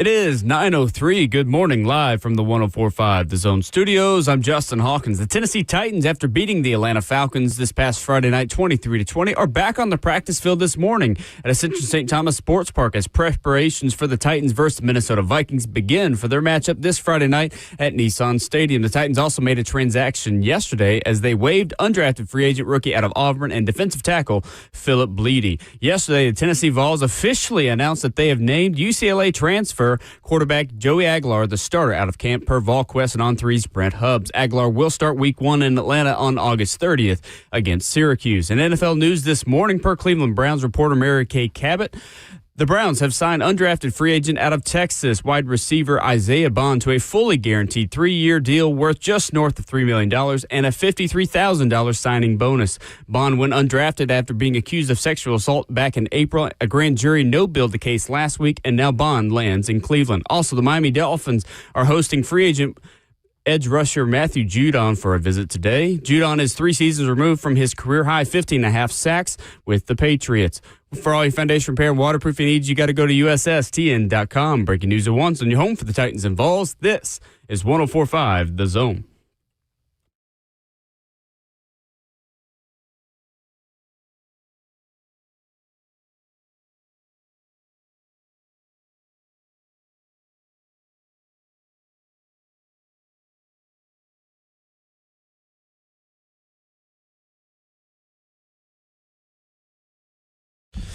Away we go for the fourth and final hour. Ramon and Will, fueled by Scooter's Coffee. Look, if you're like me and you feel a little run down, you're a little tired, you're a little fighting something. My voice sounds more like a bass than a baritone this morning. I'm not upset with that. But if you need a little pick-me-up, well, Scooter's Coffee's got you. Hot drinks, cold drinks, protein smoothies, breakfast, cake bites, you name it. They've got it. The warm cinnamon rolls. We got a lot of love for the warm cinnamon rolls in the chat last week. I peeped that. And the F&M Bank chat. You need that in your life. You need Scooter's Coffee in your life. And they're all around Middle Tennessee. Rivergate, Smyrna, Brentwood, White House, or Mount Juliet. Amazing people, amazing drinks, amazingly fast. Alongside Ramon Foster, I'm Will Bowling, live from Tennessee Titans training camp. Ramon, what was your number one takeaway from Friday's preseason win 23-20 over the Atlanta Falcons? The future is young. That's a better headline I had a little bit earlier. The future is young, man. Between the second-year guys and rookies this year, you see what it could be. And I guess a side topic in that is it's created competition at positions I didn't think were going to be very competitive going into it. Even about 2 weeks ago, we're talking about the 2 young linebackers. That's what I'm speaking of, man. I'm talking about James Williams, Cedric Gray. I'm talking about Ayu Manor getting in this thing. I'm talking about Chimere Dike being a part of it. And, of course, the front line, a headliner in this thing is Cam Ward. I think that plays a huge part into what the Titans got going on, man. The future is young. I think that's my biggest takeaway as well, that rookies are readier than I expected them to be at this point. Yeah. And I thought they were good on Friday. Yeah. Now, they are rookies. You take the good with the bad, understanding that there will be performances like what the rookie class had on Friday that are really solid, and understand that there's a level of inconsistency that should be expected. But I think as a whole, from Gunnar Helms' touchdown catch to Marcus Harris with a great pass breakup, we're going to hear about coming up in a minute, to Khalil Mullings, who I thought was decent, still working on pass protection, his holding penalty derailing a drive for the ones, but I think he's making strides as a runner at this level. Elikiah Manor with the long catch, the 2 catches in this game. Femi Oladejo showed up a little bit more for me. He did. Helped collapse the pocket for Cedric Gray's sack. He had that one right arm extended to get by the right tackle and force the quarterback, Easton Stick, to step up in the pocket and step straight into Cedric Gray. Would I like to see more from Oladejo? Sure, but project, longer-term guy, it's going to take some time for him considering he's now only played 12 games in his football life at edge rusher. I think that is the headline of Friday. The young kids are all right. Whether that's your first-year players or your second-year guys, and Cedric Gray and James Williams at linebacker specifically, you have to feel good about the youth movement and the potential that some of these young players have to help you and help you right away. Also, on the Khalil Mullings, I would think he makes the roster. I just don't know at this he's point. making the team. But what I will say is Julius Chestnut is not going away. It is very competitive from him still. I like what he's doing in the games, man. He's running as if he's the starter and everything, man. So that 3-back role I don't think is settled just yet. It's going to be fascinating to see how they settle the dust with that one, man, in his last upcoming week, or what is the edge for either one of these guys that they got to play here. And again, we spoke about Khalil Mullings last week. He's just still transitioning to a running back. This is a former defensive linebacker, and I want to see how this shakes out in the end. Marcus Harris is a guy who I think's stock has risen on being a major part of this defense, and this is a position where L'Jarius Sneed's absence forces you to grow up fast and build competitive depth quickly. Yeah. Without Sneed, you are relying on either Darrell Baker and or Marcus Harris to play significant time. I think Marcus Harris showed us enough over the weekend, Ramon, to suggest that he may be ready to at least be on the same playing field as Darrell Baker. Am I overreacting to 1 week? He doesn't seem frayed by it. He doesn't seem shocked, or the moments that he's had to be in are too big for him. Now, again, he gonna meet a guy that, you know what I'm saying, well, the experience part of it takes over him in a sense, Will. But I'm not afraid to say that he's a guy that, I'll even say this, it's probably that can contribute sooner than the young wide receivers can, because there's a bigger need for him to contribute over on the defensive side of the ball too. That's fair. You know what I'm saying? Like, because of necessity for him. Mm-hmm. I think there are more answers offensively to allow Ayumanor and DK and even Restrepo, if he makes his squad, to grow a little bit more. And so that's where I'm thinking for a guy like him, a young rookie, that if you got it, you got it. We were saying the same thing last year with Jarvis Brownlee. Now look at that situation. You know what I'm saying? Like, he showed that he had the ability to compete. The moments weren't too big for him. And now he is at cornerback 2 at this point. Marcus Harris, I don't think he's quite at 2 yet. No, I'm not saying he's at 2, but his ability to contribute sooner, I think, is there. If he's on the same level as Darrell Baker right now in terms of camp battles, then without Sneed, then that is quarterback 2. Yeah, absolutely. So, and to your point about Marcus Harris, I'm just saying the contribution side. If he's got to step in a pinch, if you don't get Sneed back week 1, week 2, to be able to have him in the mix, you got to be proud of that selection at this point. This was Brian Callahan speaking with the media on Saturday afternoon about the rookie corner, Marcus Harris, out of Cal. Marcus has really come on. It's been good to see. You can see him slowing down for him some. He's starting to understand. He's playing with more confidence. He's playing the technique well. He does have real recovery speed. I think you saw on that play that to go track that ball down and get his hand on it. Saw a play like that similar in practice too this week. Very, very similar style recovery. So he's come on, and he's got to keep it coming as far as the performance goes. But I thought it was a good game for him. To not panic like he did. I think it was Wednesday that one, and then yesterday. Is that something that you've noticed has to be coached into a player to be calm when you're beat, or how does that process? I think he trusts his speed. That's probably the first thing. He knows he can recover. He got beat bad. He had the one touchdown he gave up, because of his eyes were bad, and that's the thing for a young player is the eye discipline. But him having the confidence in his speed to go track a ball down is good to see. I mean, not everybody has that speed. He certainly does, and he trusts it.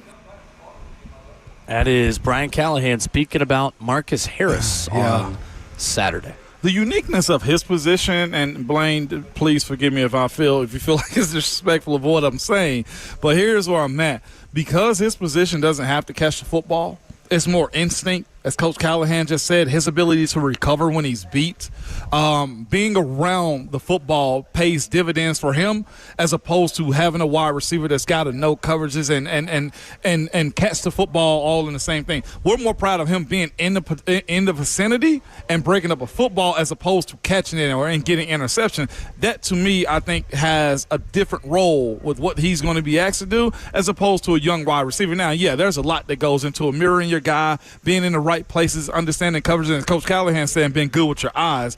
Those are growth things for a guy like him, man. So DB is one of the hardest positions to play in football.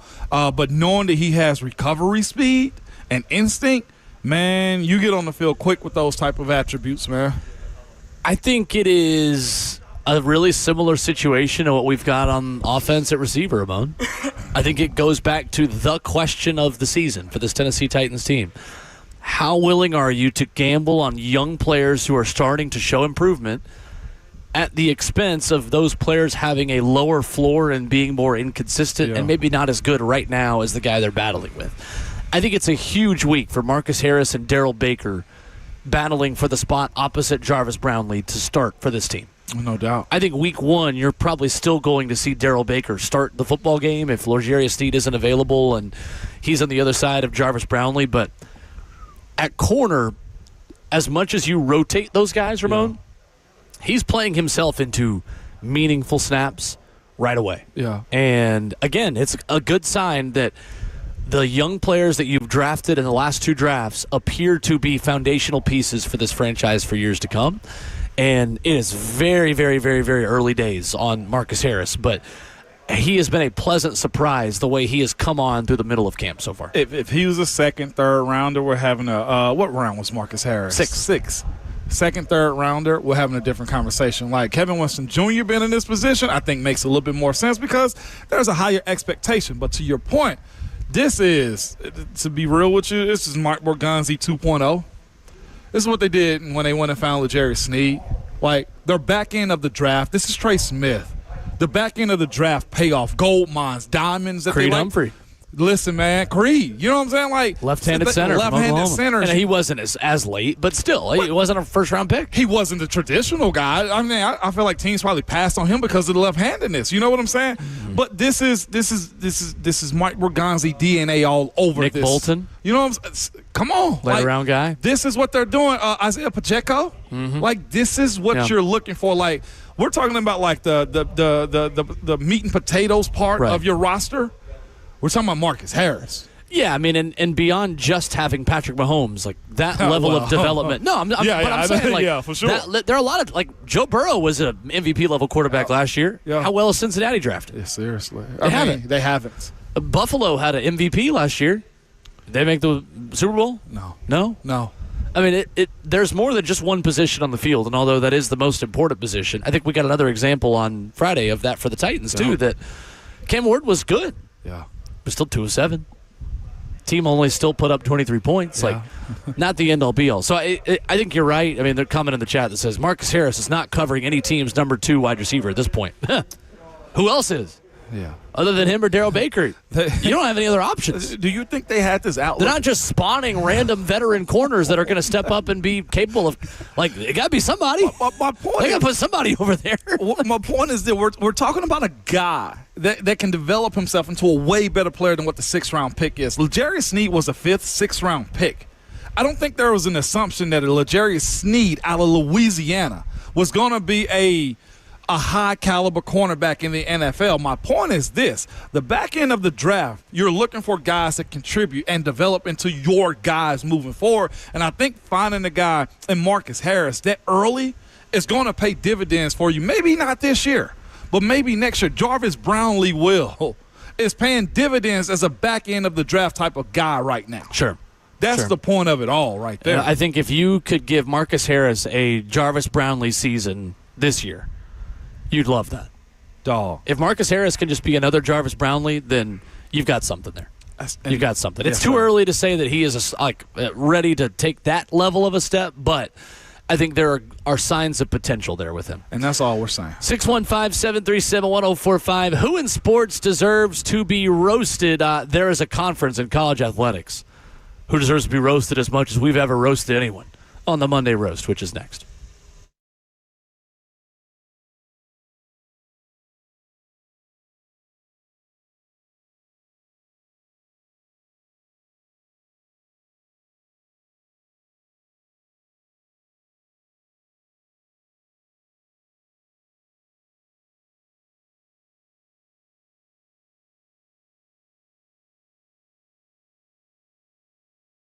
It's Ramon Foster for the Wellness Institute of Nashville, a place where I need to go myself, man. Standing up on those sidelines is just a day-to-day of working out, man. Your back, even your neck sometimes, man, it feels very problematic. I love living in Middle Tennessee. We've got great restaurants, entertainment, sports, and one of the nation's top Ford dealers right here in our backyard. Two Rivers Ford. Remember that name. Two Rivers has been a staple in our community since 1983. They're locally owned. They have a non-commissioned sales team, and they sell below MSRP. They've been doing business with integrity for decades. Two Rivers Ford, the South's most trusted Ford dealer.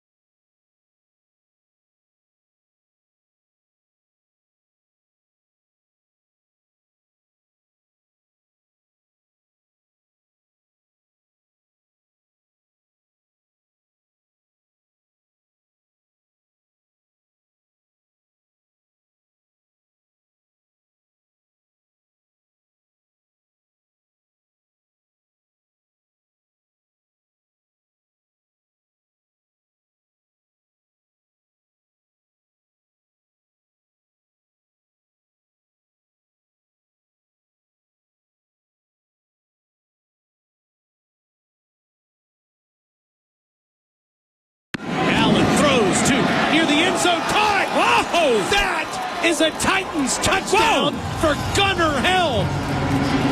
Wow, what a grab by Helm in traffic there. And his first touchdown as a Titan for the rookie. Gunnar Helm with the TD, 23-20. Titans beating the Falcons. We react with you here on Ramon and Will, live from Tennessee Titans training camp. Ramon Foster, the coolest thing about that play for me and Gunnar Helm's touchdown catch, you know who was the most excited on the sideline for that touchdown? Chick Okonkwo. Yes, sir. That's a great teammate right there. It was pretty man. cool. Chick Okonkwo came out about 5-10 yards off the sideline to dap up Gunnar after that play and was very excited. That got the offense and the defense up with the way Gunnar brought that in. The other thing that was funny, and I talked about this, I said this on air on Titans Radio after the touchdown. Brian Callahan was fired up. Yeah. So fired up that he comes out, obviously coach high-fiving everybody as they come off the field. Cam Ward, who is like on the front lines the whole game. Cam's not sitting on the bench. Cam is active. He's in it. Cam's out there. He's high-fiving guys. He's talking to Restrepo, all this stuff. And Cam's walking back, and Callahan takes his open hand and just slaps him on the chest, just hits him right on the Titans and on his chest. And Cam started laughing. Cam's like, "What'd I do? I didn't even play. That was Brendan Allen. That was Gunnar. I didn't do crap." Yeah, it was really funny. It's like Cam's like, "All right, coach." Yeah, man. I think Brian unfairly gets this persona of being laid back, chill, nice, polite, not a rah-rah guy. Right. Brian Callahan gets fired up, I think, more so than the average fan knows. I think being down there on the sideline, I've seen it maybe a little bit more. Yeah. Just because Brian Callahan's nice to the media and is a pleasant, good person, it is, doesn't mean that he's not chewing guys out and and still yelling and getting excited from time to time. I heard somebody say this, and my quote's probably a little off, but it makes sense. I think Coach Callahan's a respectful guy, not a chill guy. That's a good way to put it. He's a respectful honestly. guy. He's a good dude. He's a good dude, and you got to watch them types. You know what I'm saying? Like them types right there, man, will cut your head off, and because they'll switch on you when you need to. And you don't want to see the switch, man. And I think we've seen a little bit of Coach Callahan's switch this year. And I'm not trying to make him more than what he is, but you're not to mistake those guys' kindnesses for weakness. You know what I'm saying? So I think that the beard has helped him a little bit more this year, even though he had the beard last year, man. Him and Heupel both going beards right now. Yeah, Heupel got it going. Heupel's letting it go. That's right. On a mission, man. Camp mode for everybody. It is time, Monday at 9:20 each and every week. Who in sports deserves to be roasted? 615-737-1045. This is the Monday Roast.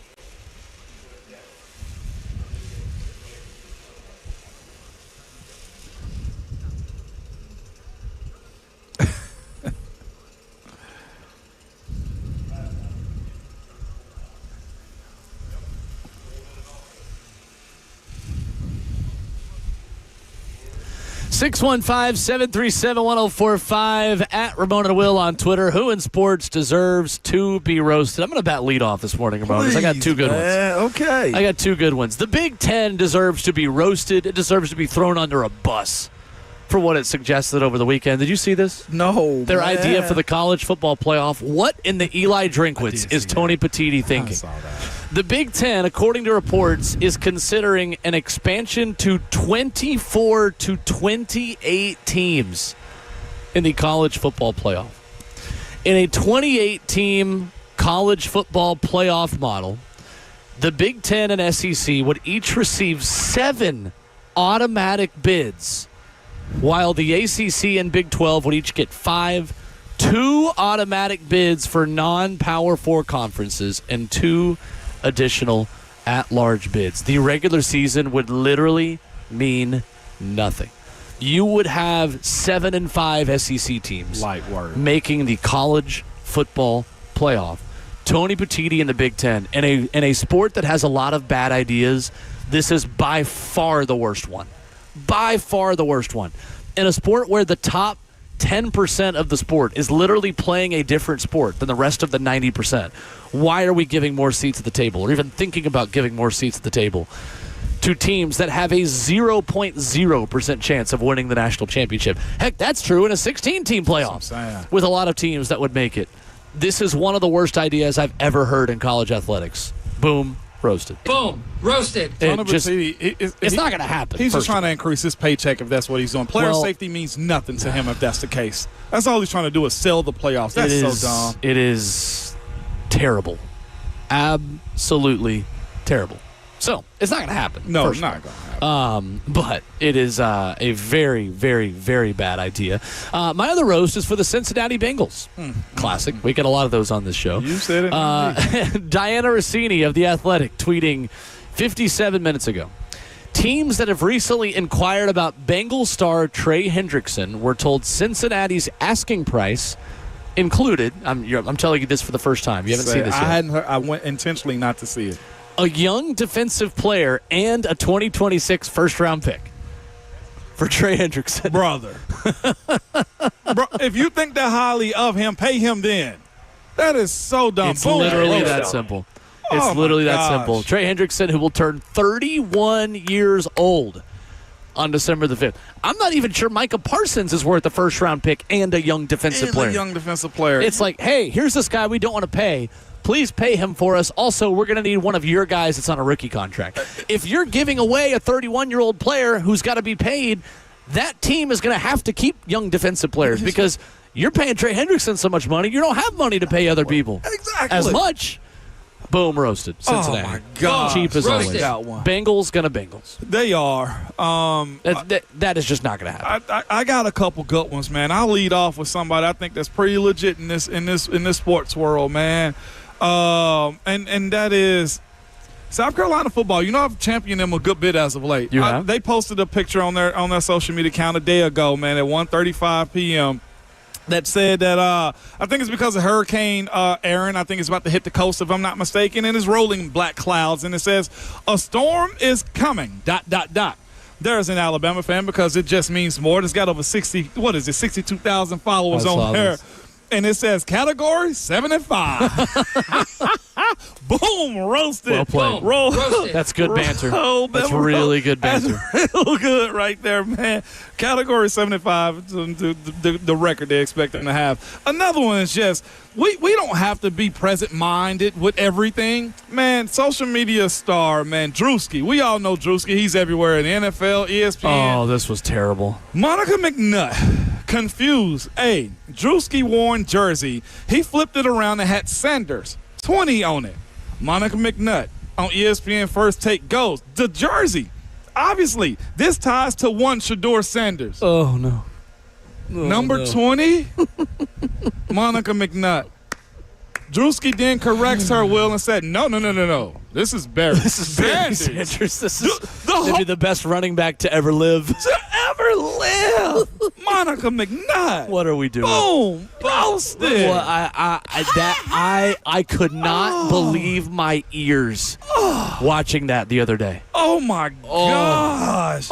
Last one for me, man. Speaking about people in the Midwest, Matt Rule, what are you doing? Matt Rule has this thing to where if you're watching me on YouTube, he wants to be taking pictures every time you see him while holding up two fingers because that's the Cornhusker way. Every time he's on picture, I'll tell you what, holding up them two fingers could be a fine in the NFL is what I'm telling you. He has this two-finger roll, and he's at this doggone press conference just rolling two fingers because that's what he wants his Cornhuskers to be known as, man. And it's so weird. It looks like he's getting ready for a prostate exam more than he is anything else. I don't know what's wrong more, him or the idea that he wants to be noted as a two-finger up guy. And it is by far the weirdest flex I've ever seen him do. Will you take a look at this, man? We don't have to identify ourselves by fingers, okay, as if we're gangbanging or something out here, Matt Rule. Just point, hold your hand down to your side, hold up a 5. I don't know what a Cornhusker is, but you rolling your fingers around. I don't know what's worse, him or Arthur Smith at this point, as he went viral with his finger gestures this weekend, too. Boom, roasted. If you got to tell me your nickname or tell me what your fingers are doing, then it ain't a real thing, Matt Rule. Stop with the Cornhusker two fingers up thing, man. Well, y'all look at this crap. Like, seriously, what is this? We're trying to be too cool in sports, man, is what we got going on here. What in the Butch Jones? What in the Arthur Smith is going on here, brother?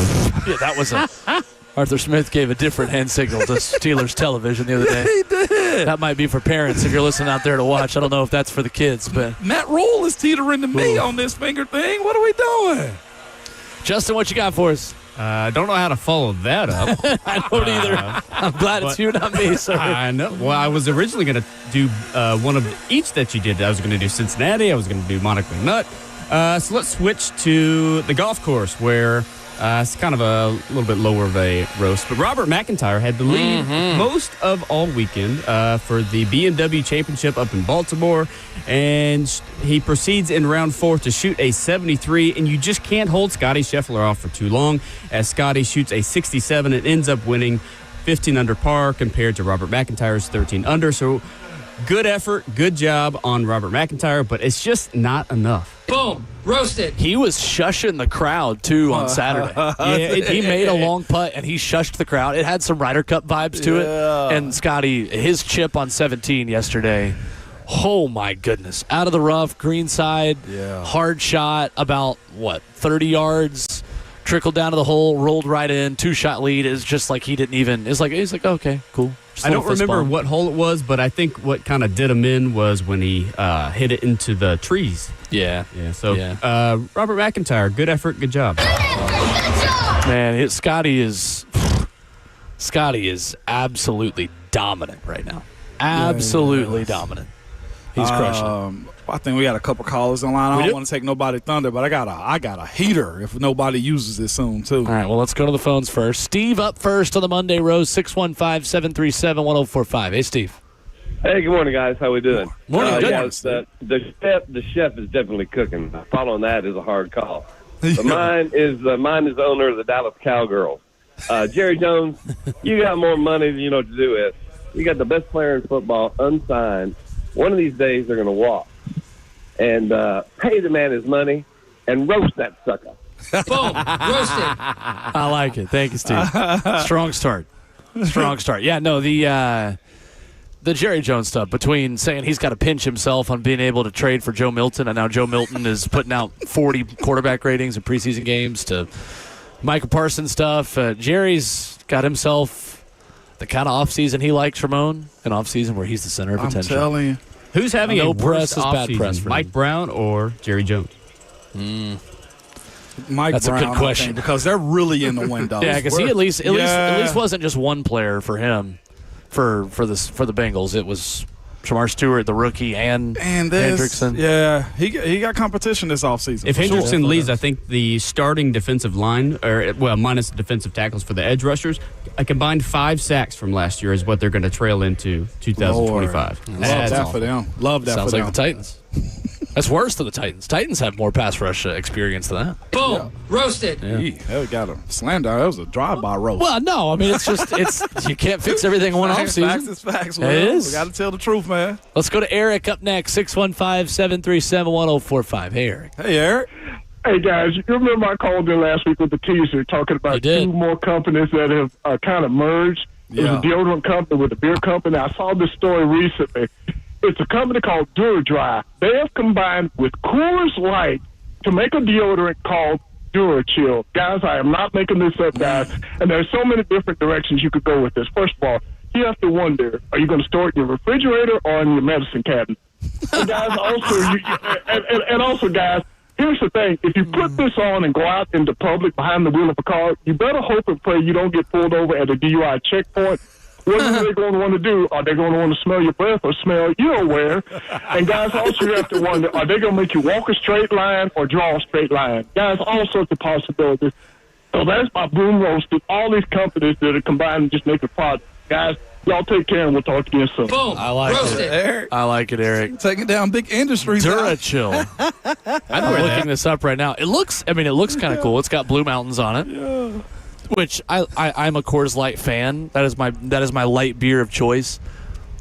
I'm going to roast Coors Light for thank you. I gotta roast Coors Light because the blue sound waves don't hit the same way as the Blue Mountains. Oh, I know they're doing some summer sound wave can thing. Nah, if it doesn't have Blue Mountains, I don't want it. And what are we doing? Yeah. Come on, that's why I buy Coors Light, is so I can see Blue Mountains. And now you can smell so they like can be blue. Yeah, exactly. Now I can smell like them. I would try this out.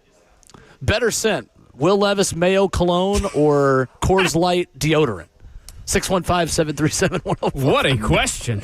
Boy, what is wrong with you? This is why 1045 The Zone is a finalist for the Marconi Award. Coming up Hold on, next. I got a good one. No, go ahead. Another one. Welcome to the NFL, Abdul Carter. Oh, Wow. yeah. This is a good one. Roasted. Abdul I was Carter waiting. got rock. Yeah. Woo. Did you see what he said on social media about it too? Yeah, just stop tweeting through it, my brother. Abdul Carter, buddy, you can't be this down bad in a preseason game. So there was a chip block from Stone Smart, tight end for the Jets, who put Abdul Carter on his behind, like the 5 and the 1 of his blue jersey. Like, you can't be asking Lawrence Taylor to wear his number, then get put on your butt by a tight end named Stone. Come on, man. In preseason, Cook Will. He tweeted out and said, "Might be the only highlight of the Jets all season." And we put BTA, weak chip, ate that bleep like barbecue.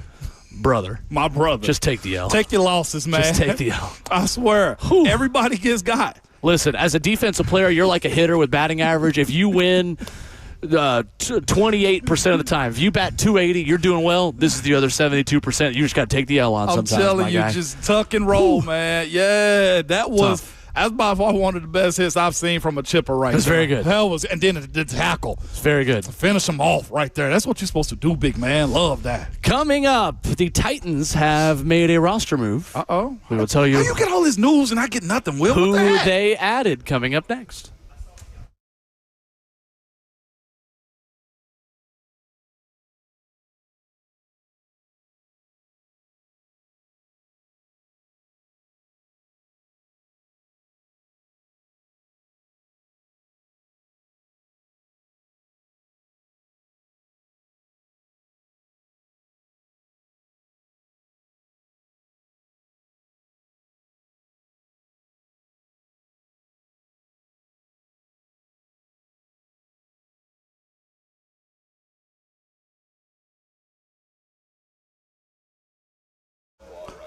It's Ramon Foss for Hiller Plumbing, Heating, Cooling, and Electrical, man. Nobody wants to deal with a plumbing, HVAC, or an electrical emergency, man. Most of the time, you don't know what it will cost or if it'll get fixed right. Or, sadly, if somebody's just trying to sell you something you don't need. When you call Hiller, the experts are going to solve your problems quickly, man. And the best part about them is the price you're told is the price that you'll actually pay. There are no hidden fees or surprises when you get your bill. Hiller's been here in business for over 35 years and are family-owned and operated. Their techs, man, I've run into them numerous times if they've come out to my house for something I needed. But they're very professional, experienced, and trustworthy. And they're all background checked and drug screened. When they're on their way, you'll receive a photo of the tech and a link to track them in real time, so you're not sitting around wasting any of your time. Their motto has always been, happy you'll be or the service is free. To learn more about Hiller or to simply book with them like I do, visit their website at happyhiller.com.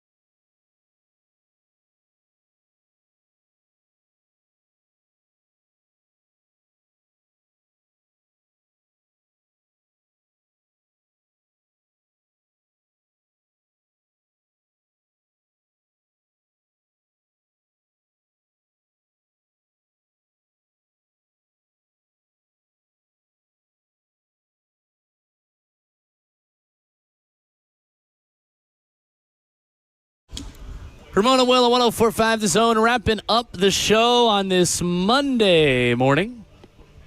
Live from Titans training camp. Practice getting started here in about 10 minutes.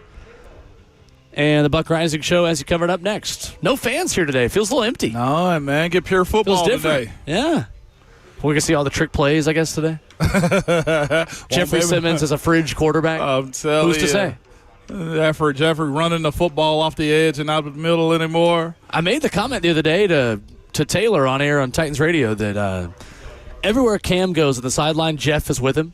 Those two are joined at the hip for preseason games so far. Maybe Cam just knows that Jeff is a part-time tight end. Jeff trying to gain chemistry with his part-time tight end, Jeffrey Simmons. Hey, listen, everybody got to be friendly to the guy that's giving the football away. That's absolutely right. I'm here for that, man. The Titans have made a roster move, signing defensive tackle T.J. Smith this morning. He has appeared in 8 NFL games since entering the league as a rookie free agent in 2020 with the Los Angeles Chargers. 13 tackles, 1 TFL in his career. He was with the Vikings from 21 to 23 before spending last year with the Panthers, primarily on the practice squad. He had a pair of tackles last year in 3 games. And Ramon replaces Philip Bleedy, the undrafted free agent defensive tackle who was waived yesterday. Out of Arkansas, man. That is right. One of those guys is quick as he can come in and have a splash, make a play or two, man, the better it will be for his career. Like I said, no starts in his career, but has been a part of the games when you look at the places that he's been at, Minnesota and also Carolina last year. So, going to be interesting to see what type of role he plays here or what he can do in such a short window. We did talk a little bit this morning about Joey Aguilar in Tennessee and him becoming officially QB1 of the Vols. I think we'll spend more time on that tomorrow. Of course, Austin Price scheduled to join us at 8:20 tomorrow morning. And Austin and Brent and Grant, the Volcrest crew, will be at the Franklin Theater tomorrow night. They were, Williamson man. Chapter Tennessee Alumni Association. I'll be emceeing it. Ramon Foster may or may not make an appearance on this right now tomorrow night as well. But we're in week 0, Ramon. We are. We got ball this week. We've got Farmageddon this weekend. Yeah, we Farmageddon. Farmageddon. Are you unfamiliar with Farmageddon? I'm not familiar with Farmageddon. Farmageddon is Kansas State, Iowa State. Okay. That's what it's called. I did not know that, my brother. Okay. Uh-huh. Well, I'll be tuned in. It's going to be a good football game, too. That's a ranked matchup. That's 22nd ranked Iowa State and 17th ranked Kansas State. Oh, no, we got reason to get Dublin. in on this. Now, I have strong feelings about exporting a great rivalry to another continent. I don't like that at all. Yeah. Because those games should be played on campus, but good for us. It is. I mean, the neutral viewer is why these games happen, is so we can have good football to watch in week 0, which we're going to get this weekend. We will get good football. Also, on social media, Vol Twitter, which crazy as any other fan base Twitter, if not crazier, or the crazy is, big old rumor mill this weekend, too, with the Adidas deal getting done with a particular guy with the initials T and K. The funny thing is, in his name, we've not even talked about this on or off air because I've heard some things as well. I've heard the same rumors. Yeah. I think Tennessee could be trending for number 1 overall receiver Tristan Keys. Could be. Savion Hyder commits tomorrow. That's right. We got a big visit with Austin tomorrow morning. We did not touch on Keys or Hyder with Austin last week. Right. There will be questions on both tomorrow morning. I'm very interested on which way it swings with Hyder. No, I'm not going to project or say anything when it comes down to Tristan Keys either. You just never know. It's one of those recruitments where just strap in and get to December and get to December. We'll see. get to December, man, and then make it after the freshman year too. We was on Mike Matthews' watch all this past offseason with transfer portal. Yeah, I think even if Tristan Keys were to flip to Tennessee, which I think is going to happen. I don't have any insider knowledge there. I've heard things. I think a lot of people have heard things. That's a new school recruitment, and Savion Hyder, the top running back in the country, is a very old school recruitment. Yes, he is. Tomorrow, what happens? Even if you got Tristan Keys to flip to you from LSU, that doesn't necessarily mean that the ink is on the dotted line. No, but Adidas helps. We'll see. Adidas helps. Back at it tomorrow morning. We'll be live at practice tomorrow and Wednesday. Austin Price will join us at 8:20. Yeah. Lots to come on a fun week. And got a real hot, and I'm talking about hot competition between James Williams and Cedric Red, inside linebacker, Will. But good people, at all times, you must remember your Twitter fingers and your mic is always hot, baby.